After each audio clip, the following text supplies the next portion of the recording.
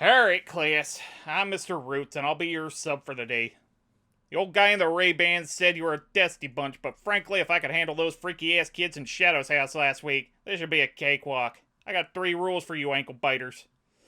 Rule number 1, shut your yap. Disclaimer. This episode may contain adult language and situations that aren't appropriate for all audiences. Listener discretion is advised. Rule number 2, shut your yap. This episode also contains spoilers for the series Sonny Boy, and possibly other anime and films. Keep this in mind as you listen. Rule number 3, you should know by now it's shut your yap. Finally, opinions expressed are those of the individual participants and may not reflect those of the Dub Talk podcast as a whole. Okay, you kids keep changing my hair of the dog into sugar water, so you're getting a video today, but it's actually going to be educational. Take that, you little turds. Enjoy the show.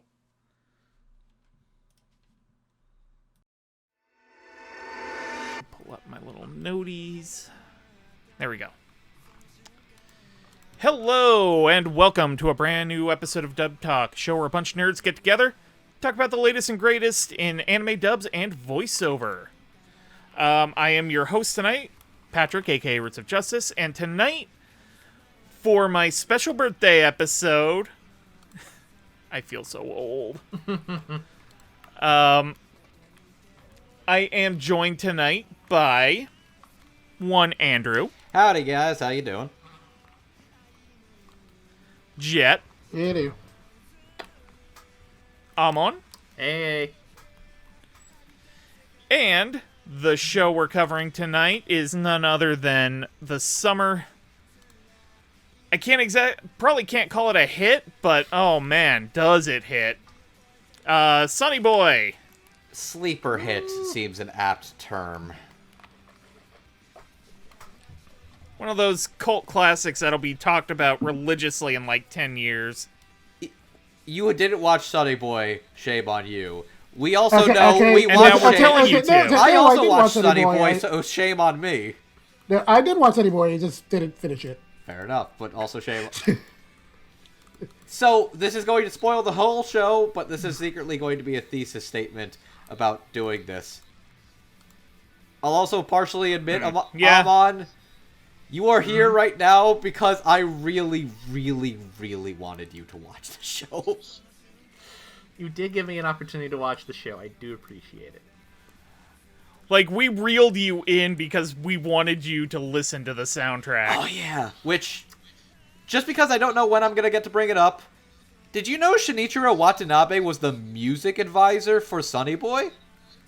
Interesting. Yes, I did. didn't know that. That makes perfect sense. And you could absolutely tell, because that man has a godly taste in music. He has the good stuff. He knows the good shit. So... what's this about? Yeah, I'm glad you asked.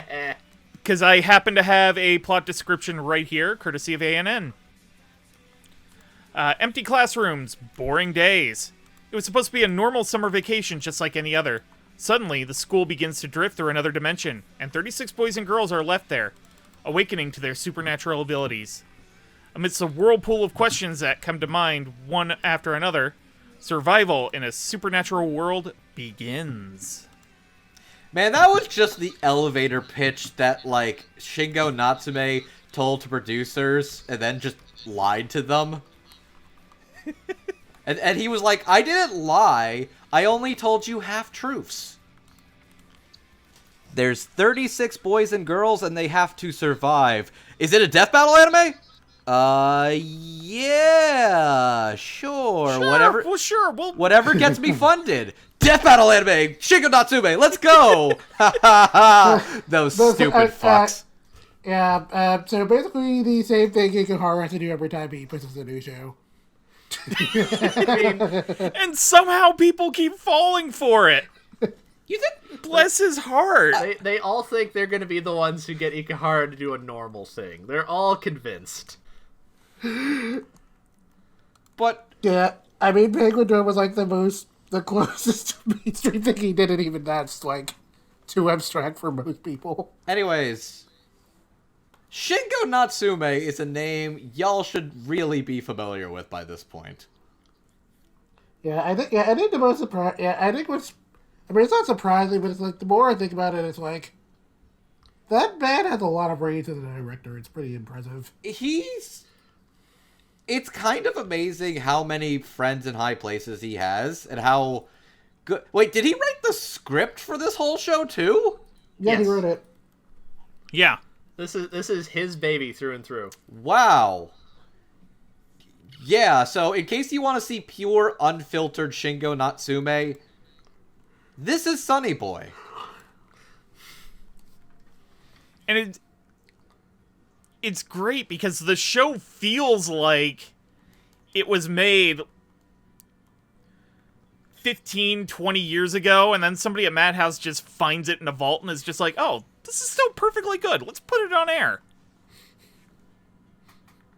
So what you're saying is it kind of feels like an era from a time long ago? Yes. Like, it feels as out of time as the actual students in this drifting classroom are. Yeah, I have some thoughts about that I'll probably get into later. Yeah. I really think we're spending more time talking about the show than the actual dub, but that's probably going to be the whole mood tonight, I feel. Oh, I actually, we'll get to it.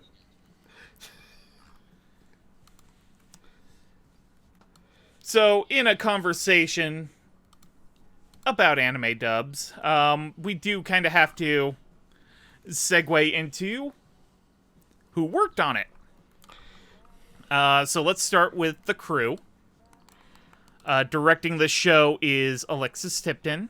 And it's been strongly implied that Sarah Ragsdale also provided assistance to some degree. It's not listed on ANN, but a couple of the actors have mentioned her in their tweets of gratitude for being cast in the show. I'm willing to vouch for it. I think. I did kind of want to put in that little disclaimer just in case we're wrong, so that if I need to take an L, I'll take an L. Okay. Yeah, that's perfectly reasonable. I have long since grown up from the days of 91 Days. Speaking of 91 Days, doing the scripts for Sonny Boy are none other than Tyler Walker and Matt Shipman. In terms of directorial work for Alexis Tipton, you would know her from such things as Restaurant to Another World, The Dragon Goes House Hunting, and this season you can hear her work in Akabe's Sailor Uniform. Oh yeah, she is doing that. Sarah Ragsdale, I actually could not find any ADR production credits for. So if she is doing some sort of directorial work, this is probably her debut, which, good job. Good for you. Tyler Walker's scriptwriting you would know from such things as Ace Attorney, Dr. Stone, and this season, along with Ben Phillips, you can see his work in Miss Kuroitsu from the Monster Development Department. And Matt Shipman, who did some scriptwriting for episodes 4, 5, and 9 of this show. You would know his work from things such as Back Arrow, I Know Kusabi, and he did write a couple episodes for another Shingo Natsume project, Boogie Pop and Others. All right, so let us get this discussion rolling, and I think I'm going to start it with, let's start with Jet. Okay,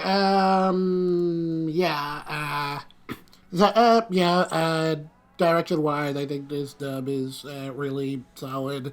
This is definitely, this show is definitely more abstract art than, like, dramatic, so it simply didn't call for, a lot of, like, very theatrical performances in a sense. It gotta go for more performances that were more, I guess, fairly down to earth in a way, and this show definitely delivered on that end. A lot of the characters sounded pretty natural. Definitely, it's like more or less gave off the vibe that like these characters are like actual teenagers, but maybe like what, like maybe, one or two characters who sounded like maybe a little deeper than they should have, but otherwise, but otherwise it was pretty smooth across the board at that end. And script wise, I'm also pretty happy with how that turned out. As I didn't finish watching the entire show in Japanese, but I did get at least up to episode 8, and from what I was able to observe, Tyler Walker and Matt Shipman's adaptive script is not a direct one-to-one, but it is pretty close, which in any other instance might be a little questionable, but again, this is abstract art, so for this kind of show, I feel like it's definitely better to stick to the script as much as possible because, lots of hidden meaning and a lot of the dialogue and all that good stuff, so definitely very important that they kept a lot of that intact. But at the same time, they still did a good job of making sure that a lot of the conversations between characters flow naturally, which is always a plus. And this is a pretty well put together dub across the board. Good job to everyone involved.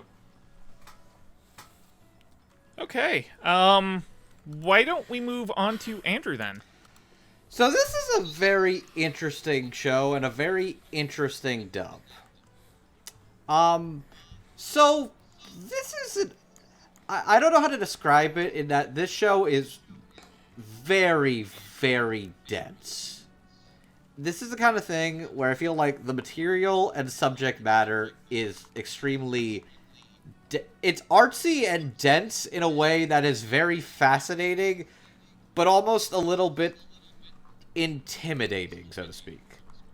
I think that I'm a big fan of what I heard of the sub because I thought it was very interesting, but I also got the feeling that for me, this was a much easier show to digest and process in English. Mostly just because I felt like I was able to parse it and vibe with it a lot easier.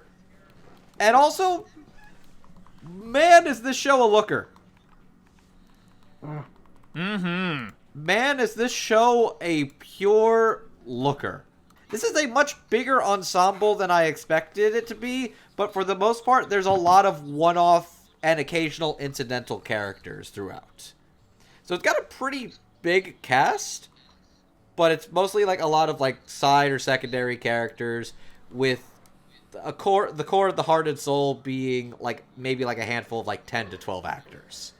But everybody sounds like they're doing their best. They're giving it their all, and it's a solid effort.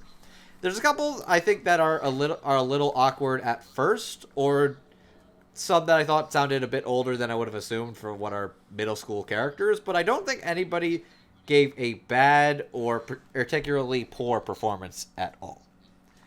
I think, the direction and the script really complement the show extremely well, giving a lot less. I feel like I'd say a lot of these are way less anime performances and a lot more just down-to-life performances, which I think worked to its favor of the characters and the show and dub as a whole. Like I said, I think this is a very solid dub, and I really enjoyed my time with it. I think Alexis and her team did a very, very bang-up job. All right. Amon, what are your thoughts?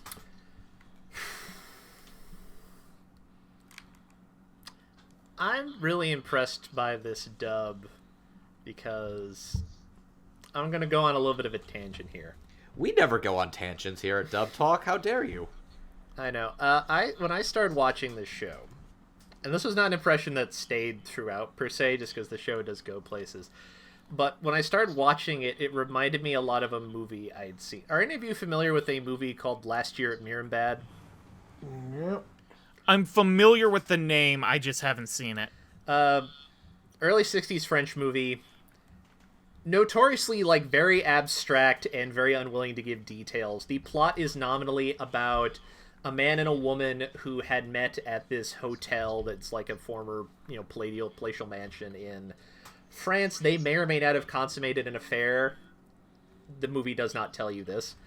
And this is them, like, a year later having now met again, and the woman's husband is maybe there. It is not very interested in linear narratives or even telling you what year you're supposed to be in. There's a famous shot that looks really wrong, and you're not sure why until you realize that what's wrong is that all the people have shadows, but none of the buildings do. This reminded me a lot of that.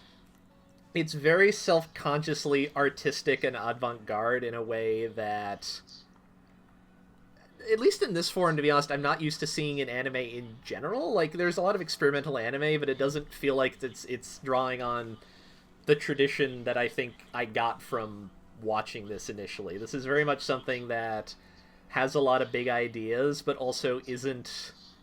It's not necessarily trying to purposely alienate you, but it also knows what it wants to say. And if it, like, it'll give you some things to help follow it along, but on some level it doesn't... It's not particularly concerned with whether or not you get it on the first or second time around. That sounds like something really hard to adapt. Because usually you have things to latch onto. There's stuff to latch onto here, but a lot of it's way more, like, mushy, for lack of a better word. In a good way. Yeah, I was just really impressed by this. This dub is really well put together. I think it's really well acted and written and directed, despite being a... Excuse me. Just despite being something that... I don't know if it necessarily lends itself to being an easy adaptation, necessarily, just because there's a lot that, you know... There's plenty here that you, the viewer, have to kind of figure out on your own in order to make sense of what's going on. And I feel like that is doubly so if you're trying to adapt this into another language, where you have all sorts of just new considerations to consider. Like, we have this line of dialogue. Is this something more portentous? Like, can we mistranslate this and just close off a bunch of the narrative by complete accent? Oh dear. This is yeah, like this. I'm impressed by how good this came out, just because this is clearly a hard job to do. And I have a lot of kudos to Alexis and her team for being able to pull this off. This is not an easy feat. Yeah. One thing that I do want to mention that hasn't been said yet is not only does it do a really good job of sort of covering some of the more avant-garde aspects of the actual series, it actually does a very, very adequate job of feeling like a dub out of time. That feels like a central theme of the show itself. It does not play with linearity, like, at all. And this dub, despite having actors who really kind of broke out in recent years, kind of in a similar vein to the Space Battleship Yamato reboot. This dub feels like it easily could have just been unearthed in Funimation's archives. Like, hey, this is from like 2010. Seems pretty good. Let's run it. Like, it flows really well. The conversation... This isn't really that much of a kind of quote-unquote snap and banter kind of dub. It's very conversational.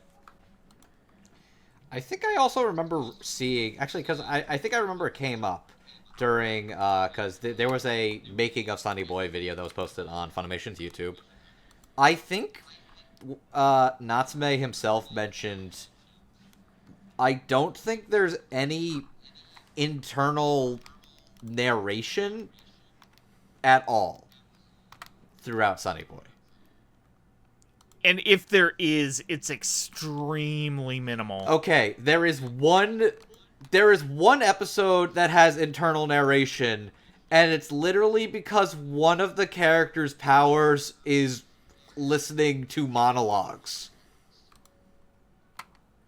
Oh, yeah, okay. Yeah. But I'm pretty sure everything else is either conversational or shown by, like, character body language. Yeah, the show's episodic nature lets it tell really beautifully intricate stories that you really don't appreciate until it's over and you've kind of given it about half an hour to an hour to process.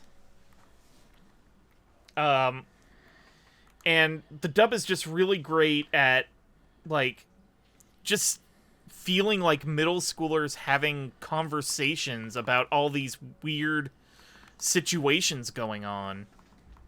It's... in a way, it's really hard to describe, which sums up a lot of the show. But I think for now, we're going to go ahead and move to our first group of characters. This will be our student council. They are 3 elected body... 3 members of the elected body. And in the first episode, they sort of act like antagonistic forces. But over the course of the show, they sort of serve the role of keeping the kids relatively in order, but also letting them explore and figure things out. So we have Cap, Hoshi, and Machi. Actually, on the subject about them seemingly being antagonistic, I think the biggest shocker to the show is that Hoshi was not a more sinister character. Yeah. This Yeah. What? Who's the guy from Devilman? Are you talking about Rio. Rio? Yeah, this Rio fucker. that was the absolute vibe he gave when he showed up. It's like, you're gonna be a problem, aren't you? Jesus Christ. And the surprise twist is that he's actually like a moral center for a lot of these characters, to the point he effectively is like a savior to most of them. I don't remember what the exact line was, but I remember like they interviewed Shiga Natsume, and when he described Hoshi, I think he specifically described him as kind of like a politician, and that makes perfect sense. Oh Lord. Yep. Yeah, it absolutely does. Hoshi actually seems to have is the one that actually seems to have some kind of ability where he can hear, quote-unquote, the voice of God. So, in terms of actors, Cap is played by Patrick Seitz, Hoshi by Rai McKean, and Machi by Lauren Landa. You would know Patrick Seitz from such roles as Dio from JoJo's Bizarre Adventure, Wolfgang Grimmer from Monster, and Frankie from One Piece. Rai McKean, relative newcomer. You would know him from such roles as Rito from To Love Ru, Mia from Skate the Infinity, and a little bit of a surprise, Pika from One Piece. Oh my god. Oh my god, fucking Pika. And Lauren Landa. You would know from such roles as Juno from Beastars, Kyoko Sakura from Madoka Magica, and Merlin from The Seven Deadly Sins. So I think to start this off, we will have Andrew. Oh lordy. So this is an interesting ensemble of characters. I'll start with Lauren Landa, who I think she does a good job sounding like the serious girl trying her best while also letting her mask slip a little bit. Noticeably, her contempt for Mizuho, notably because she had a past with Mizuho, because Mizuho was like, "Oh, you totally botched this award. You botched this vote. Like, you used connections and shit." And then Hoshi like traced her anonymous shit talking posts on the internet, which that's a scary thing for that kid to just know how to do. But yeah, no, she's got a bit of contempt for Mizuho, but I think she does a good job pulling rank and being like this stern, serious person who's trying to keep order amongst the class. And she does a good job. She's got a very authoritative voice, but I like her relationship with Hoshi and Cap, and I even like before they take off to the unknown and she kind of, like, bonds with Mizuho one final time, sort of, like, letting all those bygones be bygones before taking off, which I thought was actually a pretty sweet scene.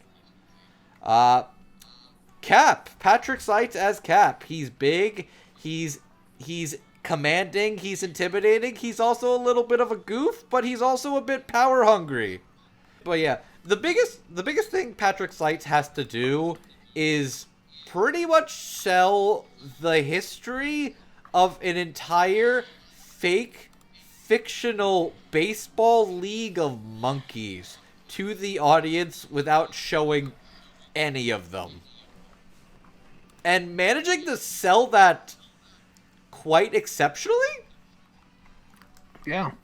Like, man. Oh, man, the monkey baseball episode. Man, I was gripped into the saga of Blue Monkey and, like, the catcher, like, the umpire. That was insane, and that was a nice parallel to the concept of basically the prodigy versus the hard worker who is drawn to the fairness of the sport. I was also thinking of it more as like a, kind of, I guess, going against the norm and, like, it's not what the majority wants and all of that stuff. But yeah, no, I think Patrick Seitz really sold the entire gripping saga of the Monkey League while, like, just really drawing me in, like, with his voice and stuff. I was pretty impressed with that, and he did a good job. And then there's Rai, who, oh man, that tiny little shrimp is intimidating as all hell. And Rai sells how intimidating and seemingly two-faced this character would be. Like, Hoshi would be... Okay, how do I describe this? Patrick, you wouldn't quite understand this because you're still very new to this. Hoshi is your schemer, two-faced, conniving bastard that makes everybody's lives in the Danganronpa all that more troublesome. Oh, like what's his nuts with the glasses? Yes, like what's his nuts with the glasses. I think Rai does a good job making him sound like very two-faced, but also very sincere and noble. And I did like the fact that he actually just does care for his classmates and really wanted to see them prosper. He knew everybody was going adrift because the voice told him. And he's like, well, I mean, my classmates are kind of fucking idiots. They can't do shit if I'm not there to help them out. And he was just right. He was just right. And he basically just became Noah. Like, actually Noah. And just guided them to travel the world in their giant 3D polygonal cube. Which, you know what? You could have way worse looking ships, so hey, good for him. Yeah. And I think Rai does a very good job making him very complex and interesting, but also making him very sincere and helpful. And he does a great job as a little shrimp. Also, it's very intimidating watching a very menacing, godly voice imbue itself through this small child. That it is. You all set? Yep. All right, I think I will move the conversation on to Jet. Okay, just a sec. So, yeah, I will also start with, Lord Landa as Machi. I thought he did a pretty good job of kind of, coming off as like a third, kind of like a bit of a stern authority figure among, like, the students. And very much like trying to keep things managed. But also just, like, very clearly spiteful, especially towards Mizuho. And I know that Laura did a really good job of, like, getting that sense of spite across. It is interesting that we basically never learned exactly what it is that went on between them, but at the same time, it's one of those things that I don't think it really matters to what the show is going for anyway, so I guess you could also just felt like leaving that up to interpretation. I'm not. I said, I kind of felt like leaving it up to interpretation, or it's kind of one of those things where it's like, I don't really need to bother going back to this. I don't know. Can I make a stupid point that just occurred to me? What? Sure. I'm kind of glad this didn't get more popular because the sheer level of Sonny Boy explained videos that'll be clogging up YouTube right now would make me want to hurt someone. It is funny you say that because I'm pretty sure A&N actually did make one. That's kind of amazing, actually.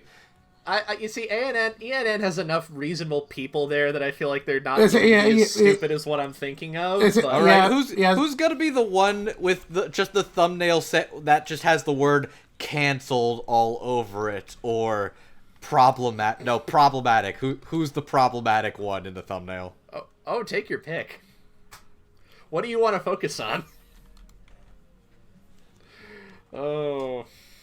Good. Anyways, continue with your actual point. But yeah, I definitely liked Lauren's performance, and like Andrew was saying, I didn't like that he did kind of reconcile somewhat in the end, even if again it would have been okay.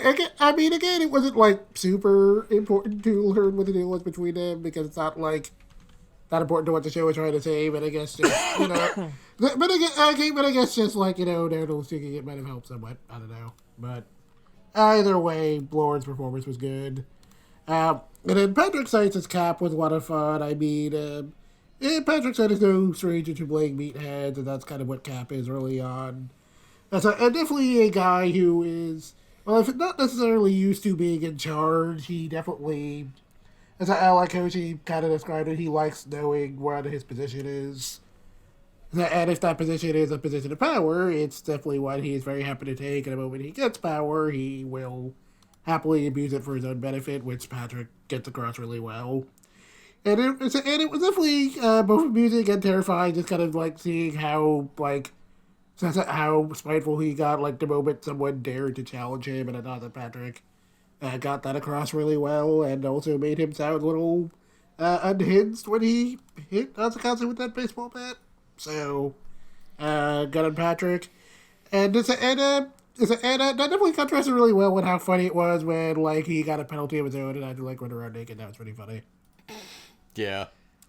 Yeah, and then it was interesting. And it's interesting that the character is just kind of like relatively chill after that. And it's definitely very interesting hearing him like narrate the whole like baseball monkey saga. And not that Patrick Science did a really good job of making that sound very engrossing, even though we don't actually see any of it. So, good job there. And then Ryan McKean as Hoshi, definitely very interesting. This character was definitely very interesting, like y'all were saying. I totally thought this character was going to be an antagonist early on. He just very much gave that vibe. And very much gave the idea that he's like, I guess, always up to something, or if not, like, actively scheming, I guess just, like, I guess just, trying to keep things a certain direction.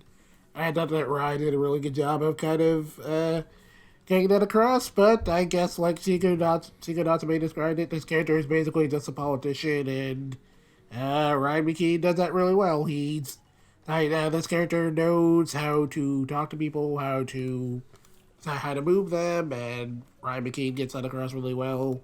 But at the same time, he's also, like, slightly more benevolent than that would imply, and Ryan does a really good job of getting that across too.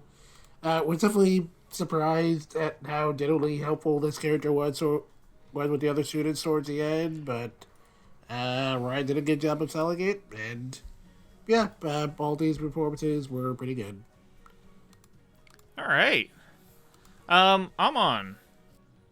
A thing that I appreciate about the show that I mean, you see this in all the characters, but something I kind of like is the show likes to emphasize how these characters are in fact teenagers, and I think Hoshi is a good example of this. Hoshi's entire deal makes you feel like we mentioned it. He feels like he's gonna be a bad guy. He doesn't end up being one, but everything from like his design to how Rai plays him to kind of a lot of his actions early on, he just feels nefarious. He's not bad. He's just drawn that way. No, well, I think something that comes up is there's the bit where he figures out who is it? Is it Mizuho who's like shit talking Machi online apparently, or doing something? Yes. Yes. He mentions like, oh, I had my dad's people like track down who did it. And there's very much a sense that like Hoshi means well, but he is still a product of his upbringing. He clearly comes from a family of wealth who are used to throwing their power around, and that's the only context he knows for how to help people. And I think that's an point. Like, I think that's one of the things this show reminded me of is Lord of the Flies, not specifically in the like man's inhumanity towards man aspect, but sort of the sense of like, if you take a bunch of kids and put them through British public school, this is how they're going to act out in the world. And a lot of these characters kind of feel like, if you take teenagers and put them in these circumstances, this is how they're going to react when they have to fend for themselves, because they don't know what else to do with themselves because they're teenagers. They don't have anything else to work with. So Hoshi behaves like a shady politician because that's the world he knows. Even though that makes him look super fucking sketchy, even though he actually sincerely wants to help everybody and do the best he can.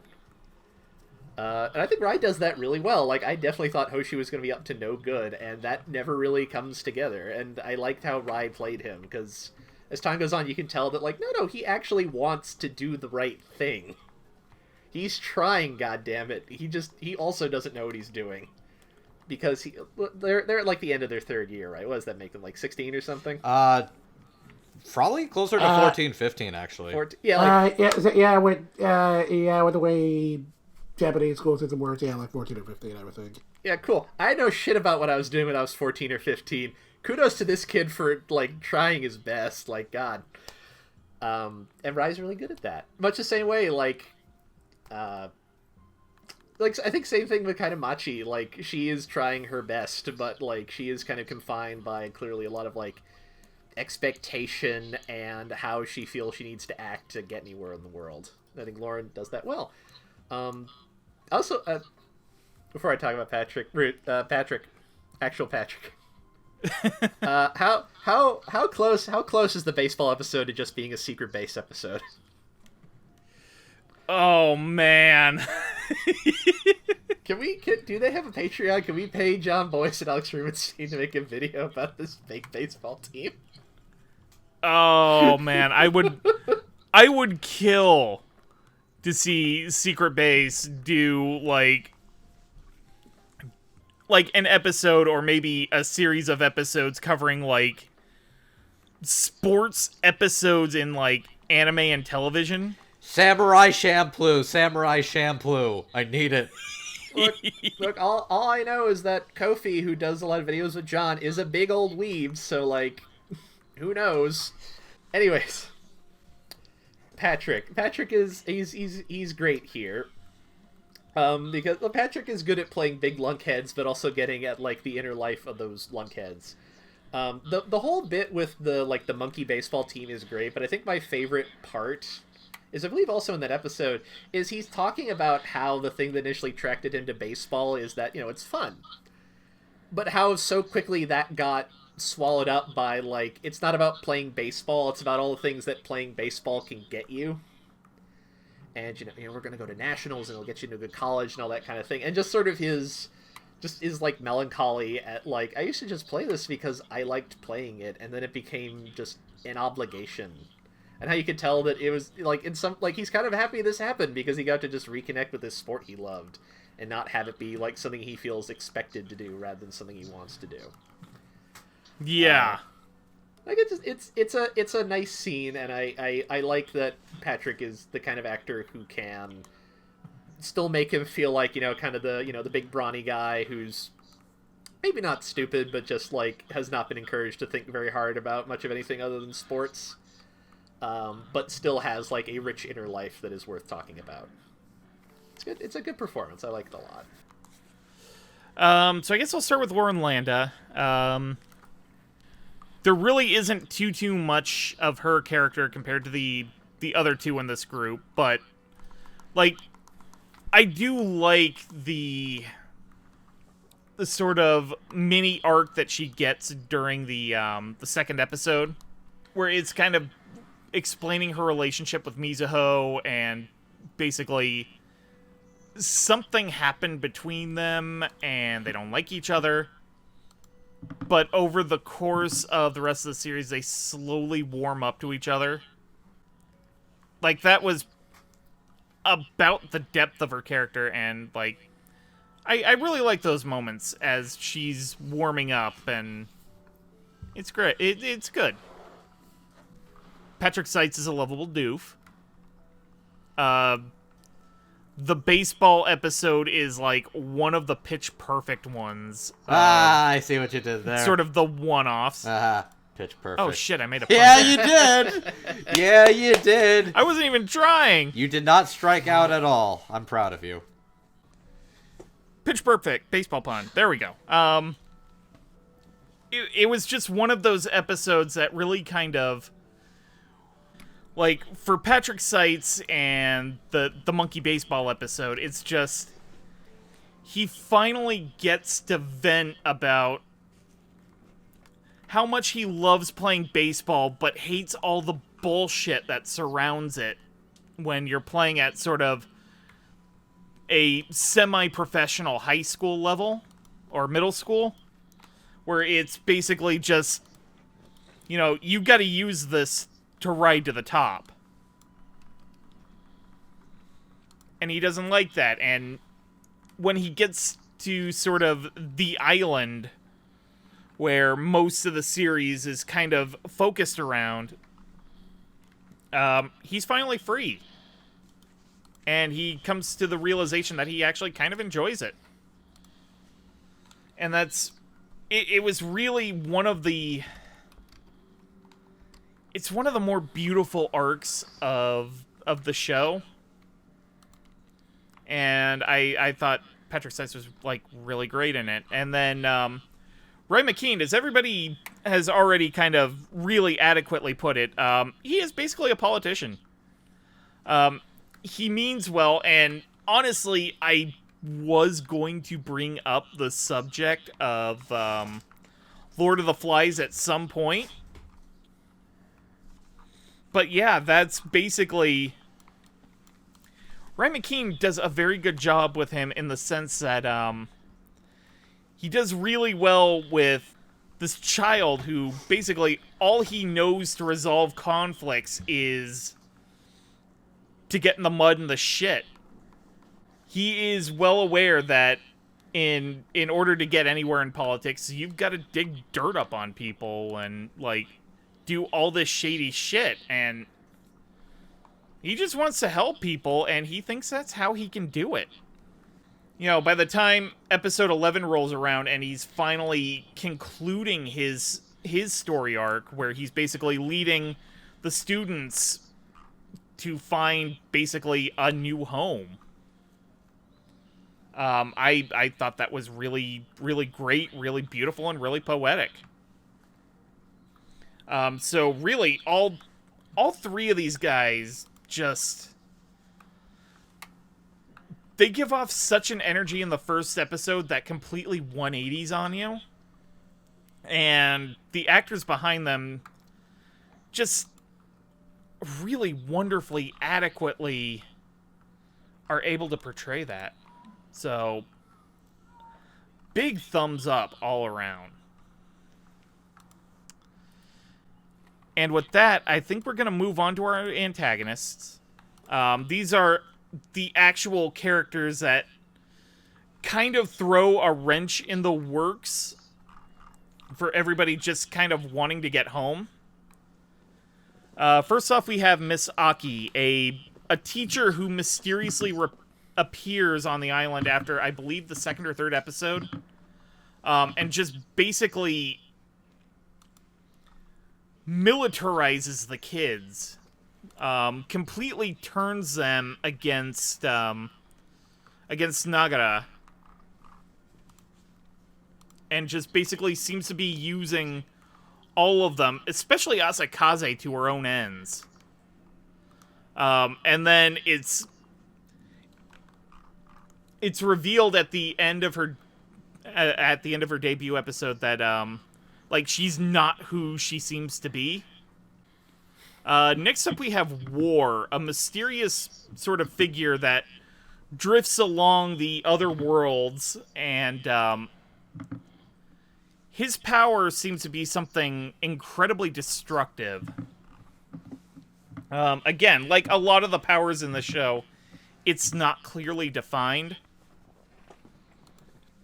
But he is clearly a dangerous figure. That a bunch of the kids with the stronger powers seem to be getting sent against. Even though he really only has, like, a flashback worth of screen time, he is probably one of the most important characters that aren't the main body of students. And then we have basically God, but he is credited just under the name Voice. He manifests in the form of the principal of the school, and is basically, for reasons we're never clearly told, stymieing every attempt to return back to the world from whence these kids came.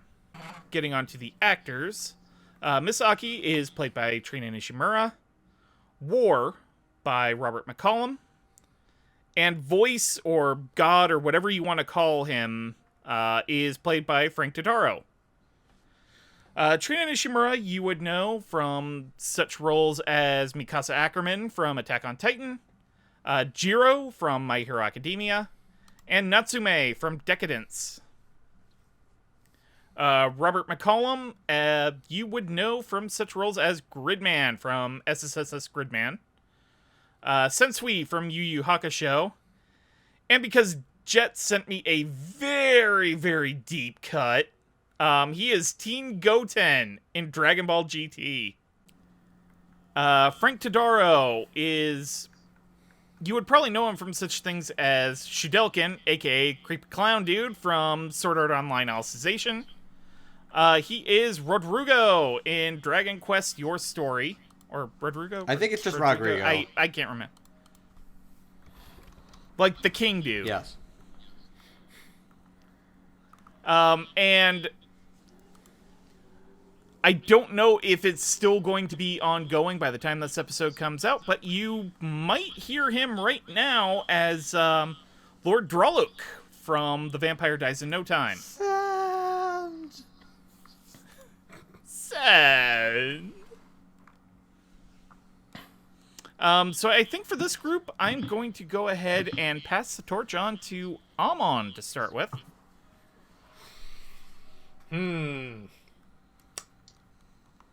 What a bunch of pieces of work these people are. Where to start? So you know how Hoshi just has bad vibes from the minute you see him? Yeah. Yeah? Yeah, Misaki has really bad vibes. It's the way her eyes are drawn. She looks wrong. You know what? Yeah, that is it. It's like, I don't, the ones of you who have read it, it's like, you start reading Chainsaw Man, even if you don't know anything about it, something about Maki just feels off. And eventually I realized, it's like, her eyes look weird. That's unsettling. This is bad. And it's the same thing with her. Her eyes look wrong compared to everyone else. And it makes her look nefarious. They are cut from the same gaslight gatekeep girl boss cloth, and they run with it. Yeah, pretty much. What was I gonna say? Yeah, Miss Aki seems like she is bad business, and Trina sells that very, very well. Like, just from the minute she walks out of the ocean, there's just a sense of like, this isn't good. I don't know what's gonna come of this yet, but it's not gonna be great, I don't think. And Trina just really sells that. Like, she is given a character who is a force of personality, and absolutely runs with it the whole time. Just delightful in a weird way, even if it's not good necessarily. Same with Frank as the voice. Just what a whatever he is. And I think Frank just does a good job of making him seem imposing, but also just, there's a lot of like, what's your angle here, buddy? Why are you doing? There's a very like trickster god aspect to him that I think he does well. Just a dude who's clearly not being straight with anybody. to the point where you sometimes might even wonder, do you know what you're doing? God, are you making this up as you go along? Why is this happening? Did I manipulate children because I really want to do a cool gunslinger thing? Yes.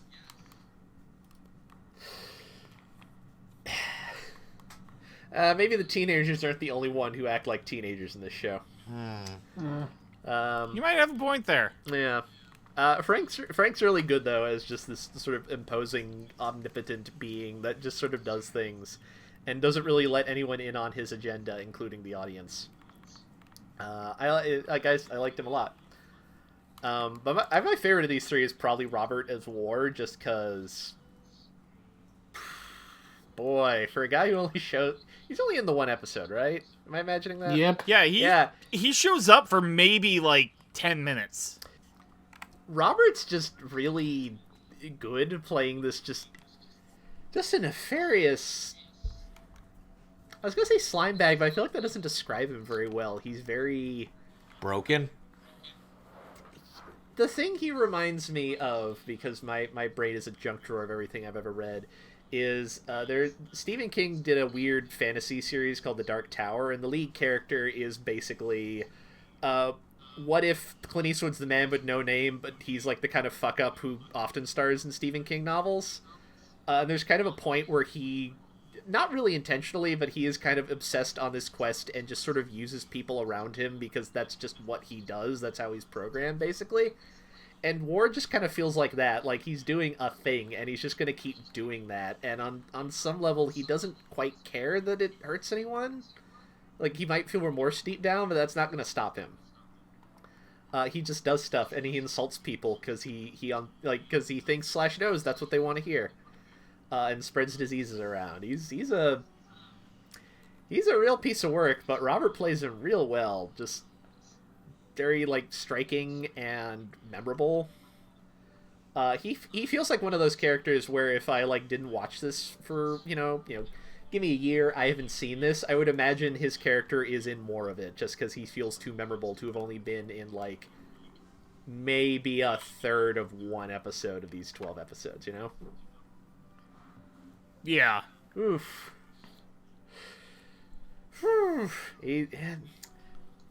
I like Robert. He's always playing these minor characters really, really well, and also being really upsetting at the same time. Quality programming all around. Good stuff. Okay. Let's move on to Jet. Okay, actually, I guess I'll start with Frank Todaro as the voice. I thought he did a pretty good job giving this very kind of omnipotent but also kind of mysterious presence, because we never quite learned what his deal was, or why he sent these kids to this world, or what his agenda was. But but again, it's one of those things that doesn't necessarily matter anyway.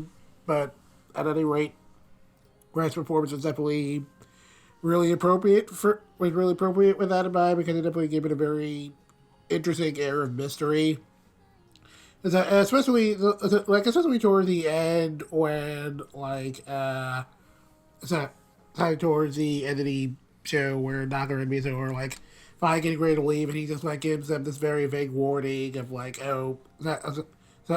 you shouldn't leave, and they're like, well, I mean, you're not saying we can't leave.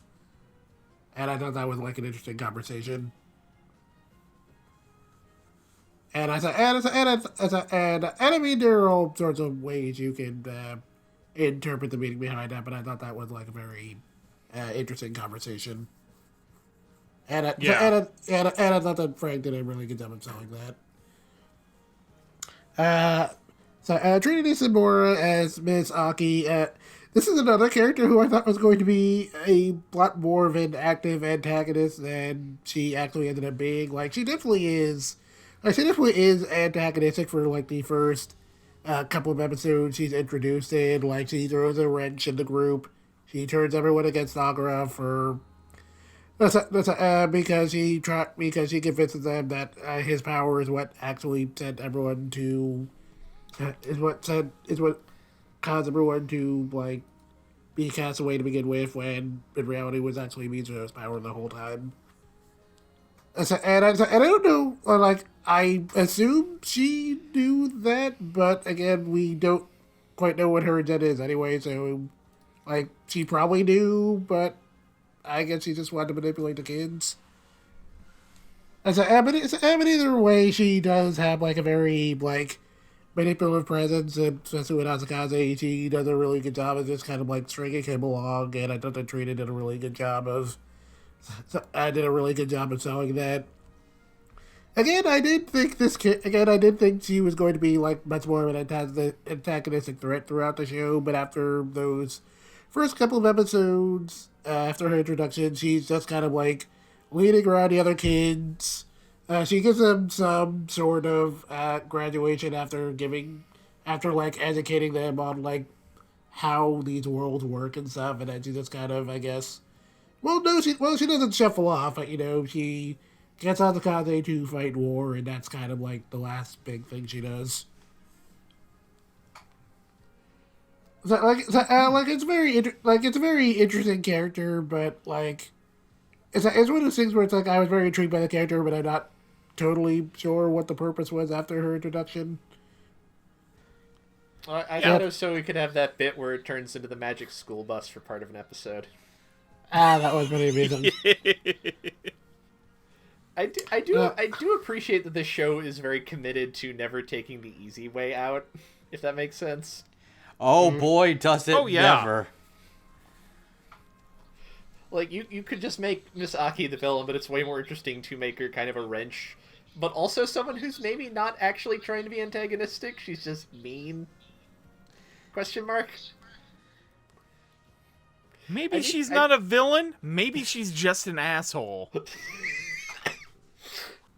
And then rounding it off, Robert McCallum's War was really interesting. This was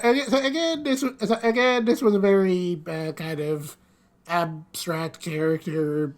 So I guess like what it was supposed to represent would be like any number of things. But I thought that Robert McCallum did a pretty good job of making his introduction like appropriately unsettling. Something about this character just didn't quite feel right. I mean, especially like the way he kind of like opens up and like insulting Kodama. I thought that was like pretty unsettling, and Robert did a really good job of getting that across. And then especially like when they're having that whole conversation. And he's just like showing off all these medals of all the people he's killed, and it's like, oh, okay, you're definitely bad news. But this was a pretty interesting character. Definitely had like a very strong presence. I'm not totally sure if it was supposed to be like representative of the concept of like war in general, or just like death as a concept. This show is not very clear with its metaphors, but either way, it was an interesting character, and I thought Robert did a good job with him. Actually, this is a good opportunity to go ahead and segue into you, Andrew. What did you think? Okay, because you know what's good to segue, because War was who I was going to start with. He's got a very small presence, but he made enough of an impact that I thought it was worth talking about him, because he's very odd, with a really good design. I like the fact that he doesn't really sound sinister, despite having such this very menacing figure. He kind of sounds like a guy who really wants companionship, but also is like really, really fucked in the head about how actual friendships and relationships should and do work. Yeah. I told you you're disgusting because you seemed like you really wanted somebody to tell you you look disgusting because I wanted you to like me. Anyways, here's all the cool medals and stuff. I can do a lot of cool things. I can kill people because, yeah, no, it's hard to die here. Isn't that cool? I brought you this cool thing. Do you want to hang out with me? And it's like, oh, you are...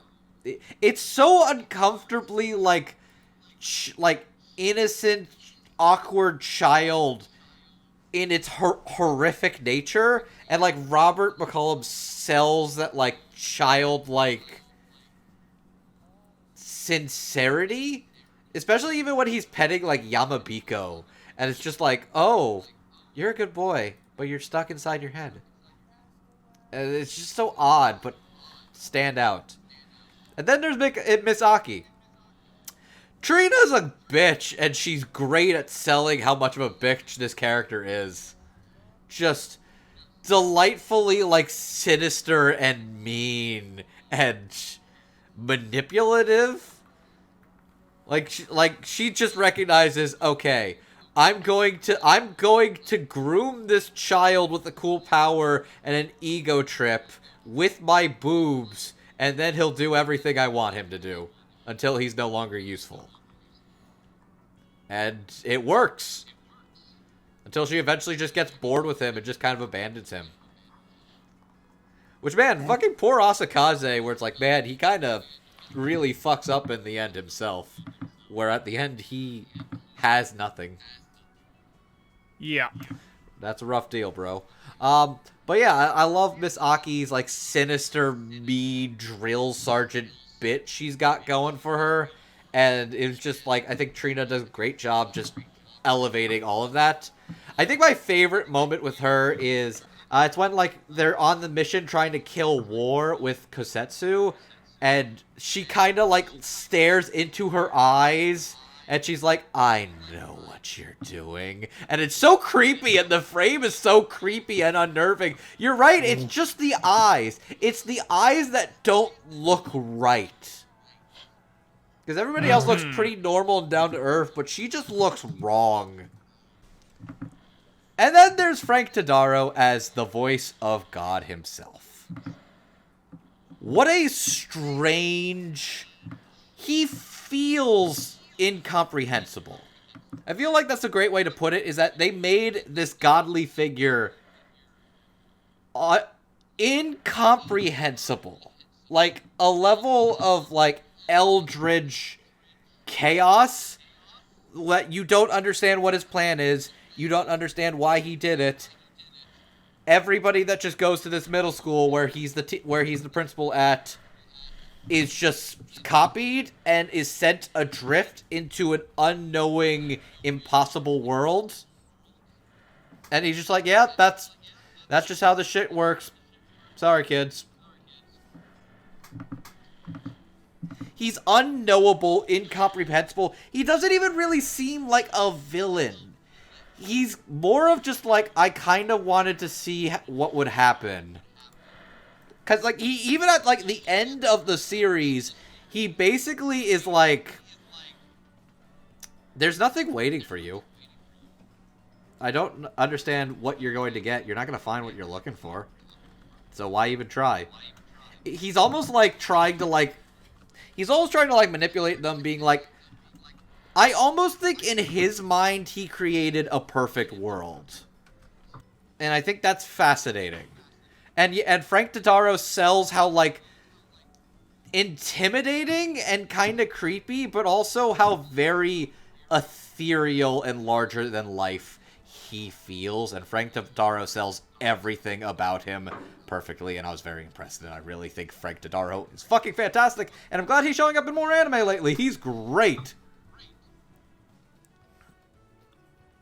Let me see where I am going to start.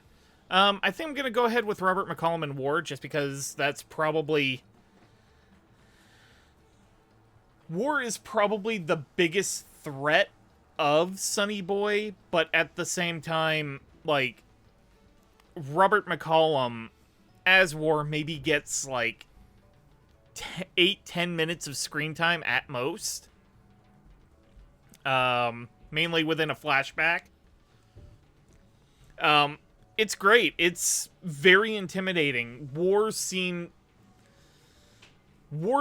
like a child unaware of just what he is capable of. Like, just the sheer ability of being able to take a life is something beyond what the being known as War, like, it's beyond his thought process, but he thinks he knows. He's trying to get the affection of everyone around him, but doesn't quite understand that, like, the ability to die and or cause death is not something inherently good. Or at least as inherently good as in his own head. So I'm going to go ahead and move on to Frank Todaro as the voice of God. I actually love the idea that this is basically some sort of bored deity trying to, or at least in his own mind, thinking that he's saving these kids from a lifetime of stagnation, but at the same time, especially in the final conversation between him and Nagara in episode 12, where he's just like, yeah, they're finally at the point where they can go home, and he's just sitting there in this imaginary entryway to the school, and he's just like, yeah, you don't want to go there. Like, there's nothing for you there. And Nagara's just like, yeah, but you also never said we couldn't leave this place. And then he's like, well, you got me there. That was a great point to just end it, and so good. I love Frank Todaro just playing him. It's very abundantly clear that he is playing the voice of God as just like somebody who is very bored and has like all of these pieces available to him, and he's just bending and manipulating them just to see what they do.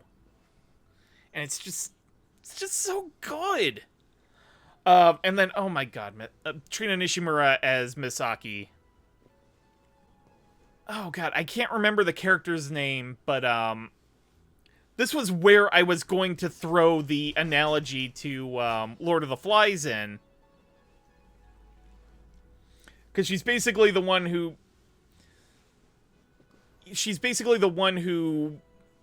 gets it into the other kids' head about the beast. She's very cold, calculating, manipulative. She's malevolent at times, but not always. It's just great. I love it so much. All three of these actors did such a great job with the characters. So with our next group, this is mainly, they mainly have a presence in episode 8 via flashback, but one of them sort of shows up throughout. But it's a really beautiful story, and I wanted to sort of cover bases with both of the characters. First of all, we have Yamada, a student from a class after Nagara's had drifted off.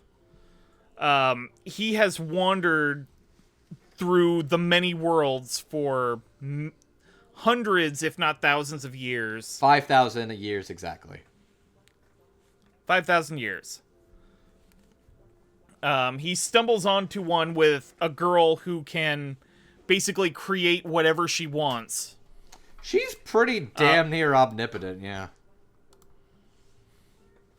And more or less, he kind of falls in love with her and becomes something to her that she can, I don't know if it was his expressed desire to become a dog, or if that was I think what she wanted, but he basically turned into a dog. Which, by the way, God, he's such a cute little boy. Oh my god, look at that big Borker. Look at that good Little boy. Look, he may be a giant, but he is still baby. I get that, but he's like fucking mastiff size, dude. I would hug and cuddle the shit out of Yamabiko, okay? That's a good dog. I'm not saying that's wrong. He's just a big chunky boy. No, he's still baby. Fuck you.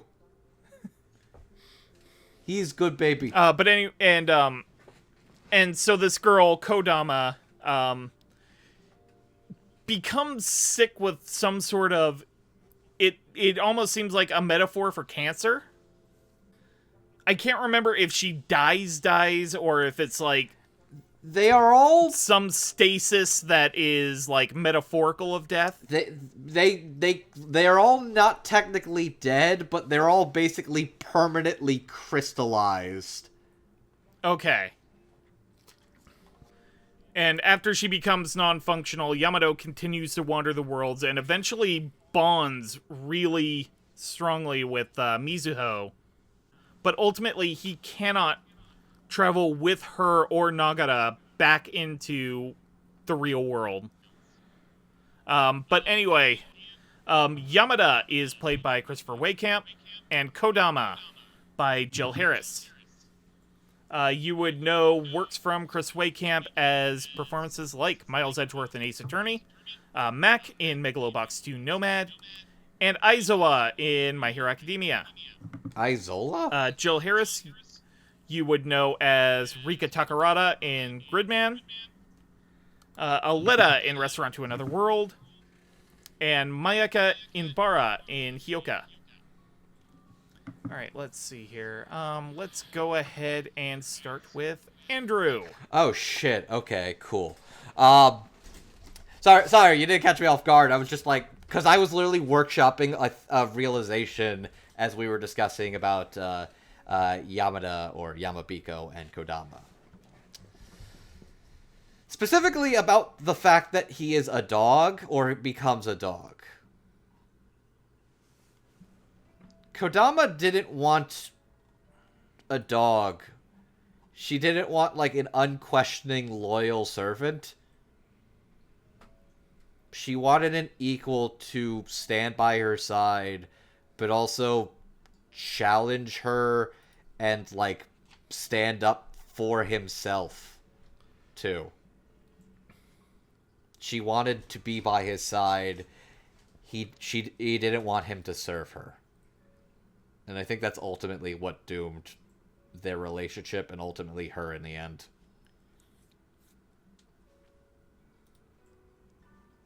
That's a very somber revelation I just had about this, but I think, man, that really works, doesn't it? Yeah. I mean, we're dealing with a really kind of somber show here anyway, so... Yeah, also, episode 8's probably, like, one of, like, the strongest episodes in the show. It is something to behold.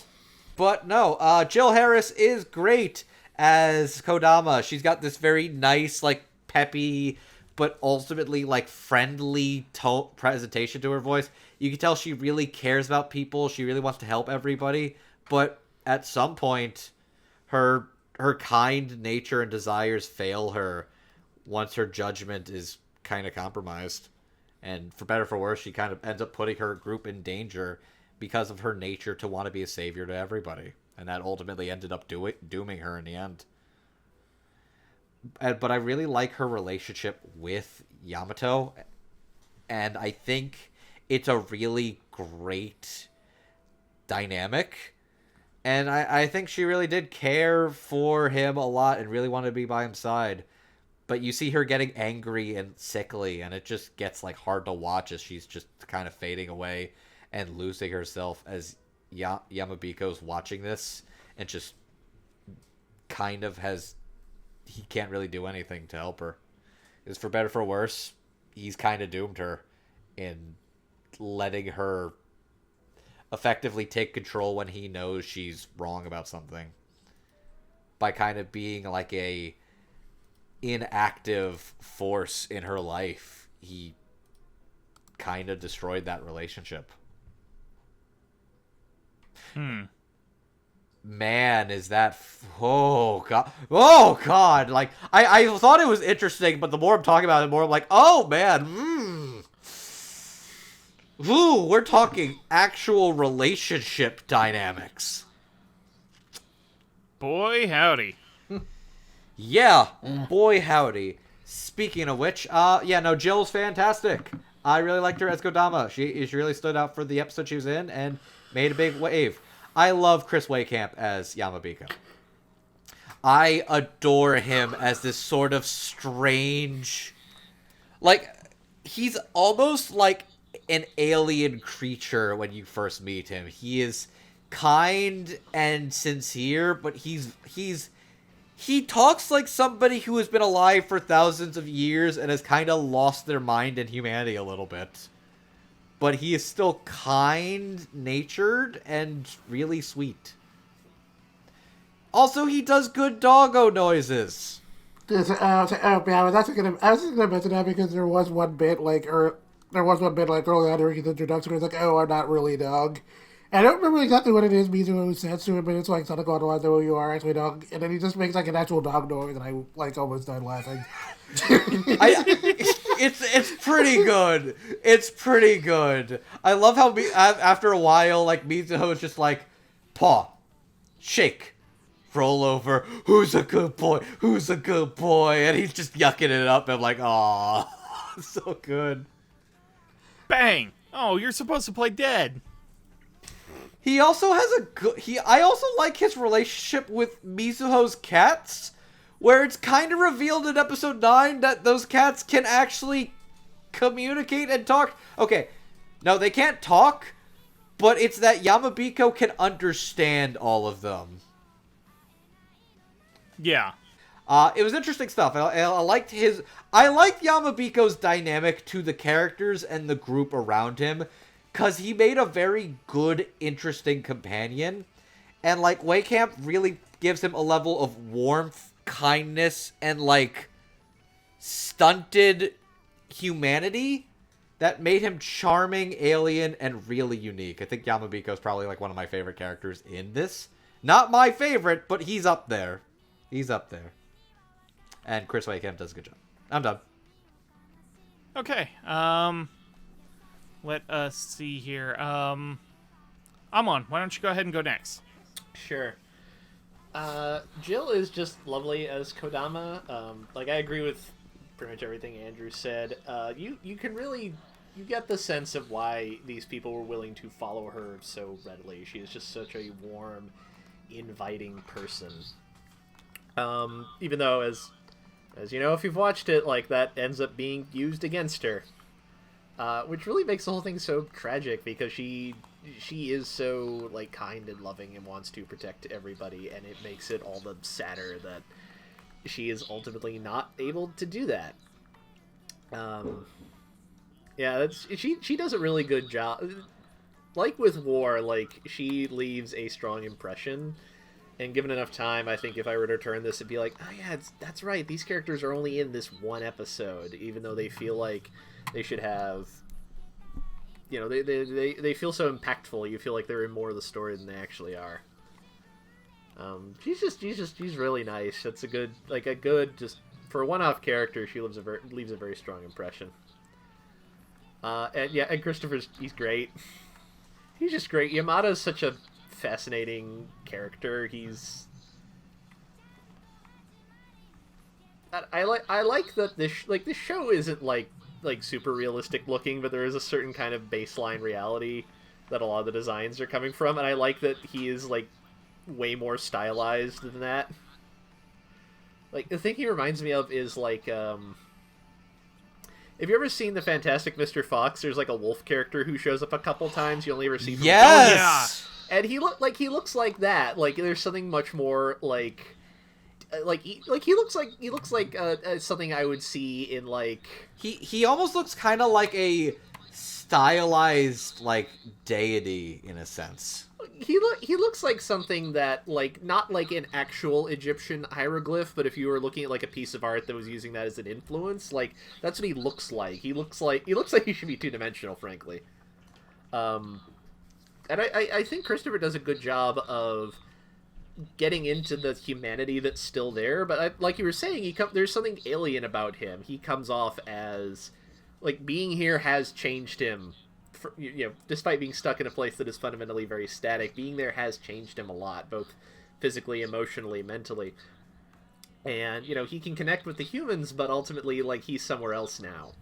And I think Christopher does a good job of balancing that, of making him feel like a relatable person, but also somebody who he's not quite of that anymore. He's moved on in some fashion. And yes, the dog stuff is just very funny because he commits to it. It's the right level of serious but silly. I appreciate it. It's good. Yeah, I think Jet's up next. Oh, yeah. Let's see. I will also start with Kodama. I thought that Jill Harris did a very good job of this character. Okay. Sorry, you're good. My cat just jumped up on the desk. Baby boy, I love you. Please don't do that. Okay, alright. Okay, let me start that over. Jill Harris as Kodama was a very interesting performance. This was definitely a character who had to take on a lot. Basically the whole deal being that she was like clearly very giving and everyone expected a lot of her, but maybe a little too much, and while it wasn't necessarily like eating away at her like directly, you could definitely any place that was affecting her, even if she herself wasn't really thinking that way. And I thought that Jill did a really good job of. I don't think Jill did a really good job of getting that across, especially like during the bit where Kodama like first introduced and Yamamiko is like having this whole conversation with her about how she looks now, and trying his best to. I mean, I not necessarily, I guess, downplay how like rabid she is now, but I guess. But I guess, trying to be sweet to her still, and I thought that whole conversation did a really good job of, like, setting the mood for that episode, and both of them did a really good job there. And her whole dynamic with, like, Yamamiko in general was, like, pretty interesting with him being, like, very cynical towards her early on, and, like, her earnestness is kind of, like, helping him to open up, but then maybe a little too much to the point where he just kind of became very overly reliant on her and putting her on a pedestal, and how that all kind of backfired. And then her conversation with War was also really interesting because because Konami is like not necessarily a sunny character. She is at least like very optimistic. But then, like, her conversation with War is, like, maybe the one instance where you, like, see the character be very visibly shaken, and Jill did a really good job of getting that across, because, again, War is, like, very unsettling. And I thought that dynamic was really interesting. So, like, all in all, Jill Harris, great job. And then Chris Waycamp as Yamamiko, like Andrew was saying, there's definitely this kind of very otherworldly presence to the performance. That where, like, he is clearly, like, been in this world so long that, like, there's still some semblance of humanity there, but it's, like, mostly gone now. This is just kind of, like, who he is now, and he's, if not necessarily made peace with that, it's just like, he knows this is who he is now. And I thought that Chris Waycamp did a really good job of getting it across. And I thought he had, like, a pretty good dynamic with, like, Mizuho and Ogawa, and kind of becoming their companion for a while. And especially with Mizuho and him just kind of like begrudgingly becoming her actual dog, which was pretty funny. And then I mean, it is kind of sad he couldn't go with them, but like, yeah, I guess Rue had just kind of like become a little bit too attached to that world. And then again, going back to his whole, like, dynamic with Kodama, I did think that Chris Waycamp did a real good job of, like, making him come off as, like, really kind of cynical and jaded early on, where he was just, like, clearly very used to being alone and wasn't, like, very willing to trust Kodama, and then just, like, gradually opening up to her with time, and Chris did a really good job of getting that across. And then again, how that over-reliance has kind of ultimately led to her downfall, and him realizing that he could have done so much more for her if he had actually tried to stop her, and him kind of like having very serious regrets about that, and not that Chris did a really good job of getting that across. So yeah, these two very fine performances. Nice. I think I'm also gonna go ahead and start with Kodama, because honestly, in terms of the overarching presence of their performances, she had, like, the smallest. Even though, like, I'm gonna be honest, Jill Harris was kind of a powerhouse here. Kind of playing this omnipotent, playful character at first, and then slowly growing weaker as, as everybody was saying, Yamada basically kowtowing to her was basically the force that ended up bringing her undoing. And as she's slowly weakening, there's such a tragedy to it, and unfortunately, there's not really a lot to say beyond that, but Jill Harris nailed it as Kodama. Like, no question. And then Chris Waitkamp as Yamada, or Yamabiko. I love how he's just sort of this calm presence throughout the series until we get to that flashback. Where he's just this hard ass who's been wandering all by himself for centuries. And then he finds somebody who actually challenges him to break out of his shell. And he just kind of falls in love, and then that love ultimately kind of poisons Kodama. Like, I think that's great, and, like, let's be real, Chris Waitkamp is really great at the dog noises. He's a man of really many great talents. You never would think he can make a good doggo, but he make good doggo. Really, there's not much more I can say that hasn't already been said. These two are great, and, like, they lend themselves really well to the show and their roles within it. So, very big thumbs up. For our penultimate group, we are going to be talking about Asakaze. I don't think it was clear, like, how well he did at his academics back when they were actually at a normal school. But he seemed pretty popular, and then once everybody started getting powers, he seemed to get one of the bigger ones. Seemingly, it is the ability to, like, break or fracture stuff. I don't know if it's I think he can literally tear reality apart. Okay. Well, like I said, none of these powers are really very clearly defined, and it's pretty clear that, like, he won the lottery with these things. I'd argue somebody else did, and he's gonna be talked about too. Oh, yes. And then there's Rajdani. He mentions that he is an exchange student. When he drifts over into the other world, he gains what I think is the ability to create tools. His goal is to basically understand the nature of the other worlds out there. And to that end, he enlists Nozomi, Mizuho, and Nagara, who basically become his biggest allies to this goal, even as, like, the other kids in the class start going off to do their own things. And Asakaze also kind of gets manipulated into basically entering into Miss Aki's whims, whatever those might be.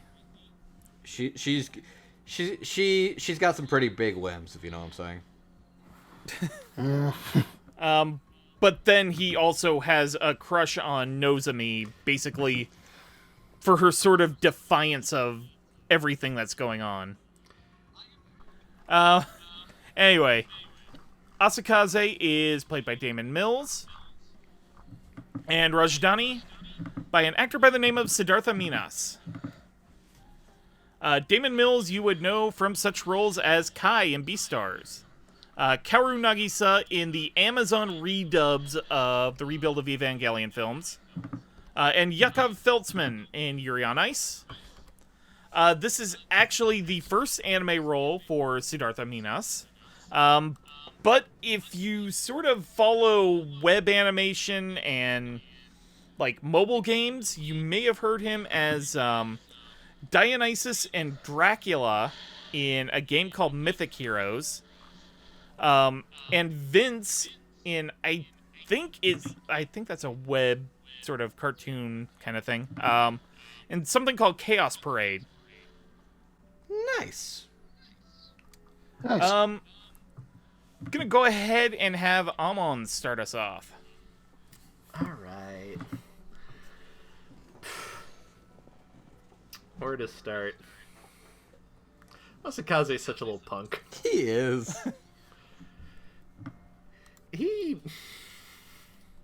I feel like I've Damon's a good actor. I think we're all in agreement on that. He has a comically wide range. Absolutely. Like I almost don't know what to say because it's like, wow, Damon Mills turned in another excellent performance in an anime. It must be Tuesday. It's actually Wednesday when we're recording that, but you don't know that. And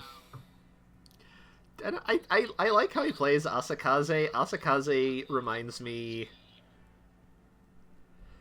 There's this semi-obscure Marvel character called the Sentry, and the gimmick of his is like, hey, what if Superman existed in the Marvel universe, i.e. he was just kind of a little messed up because everyone in Marvel's a little messed up?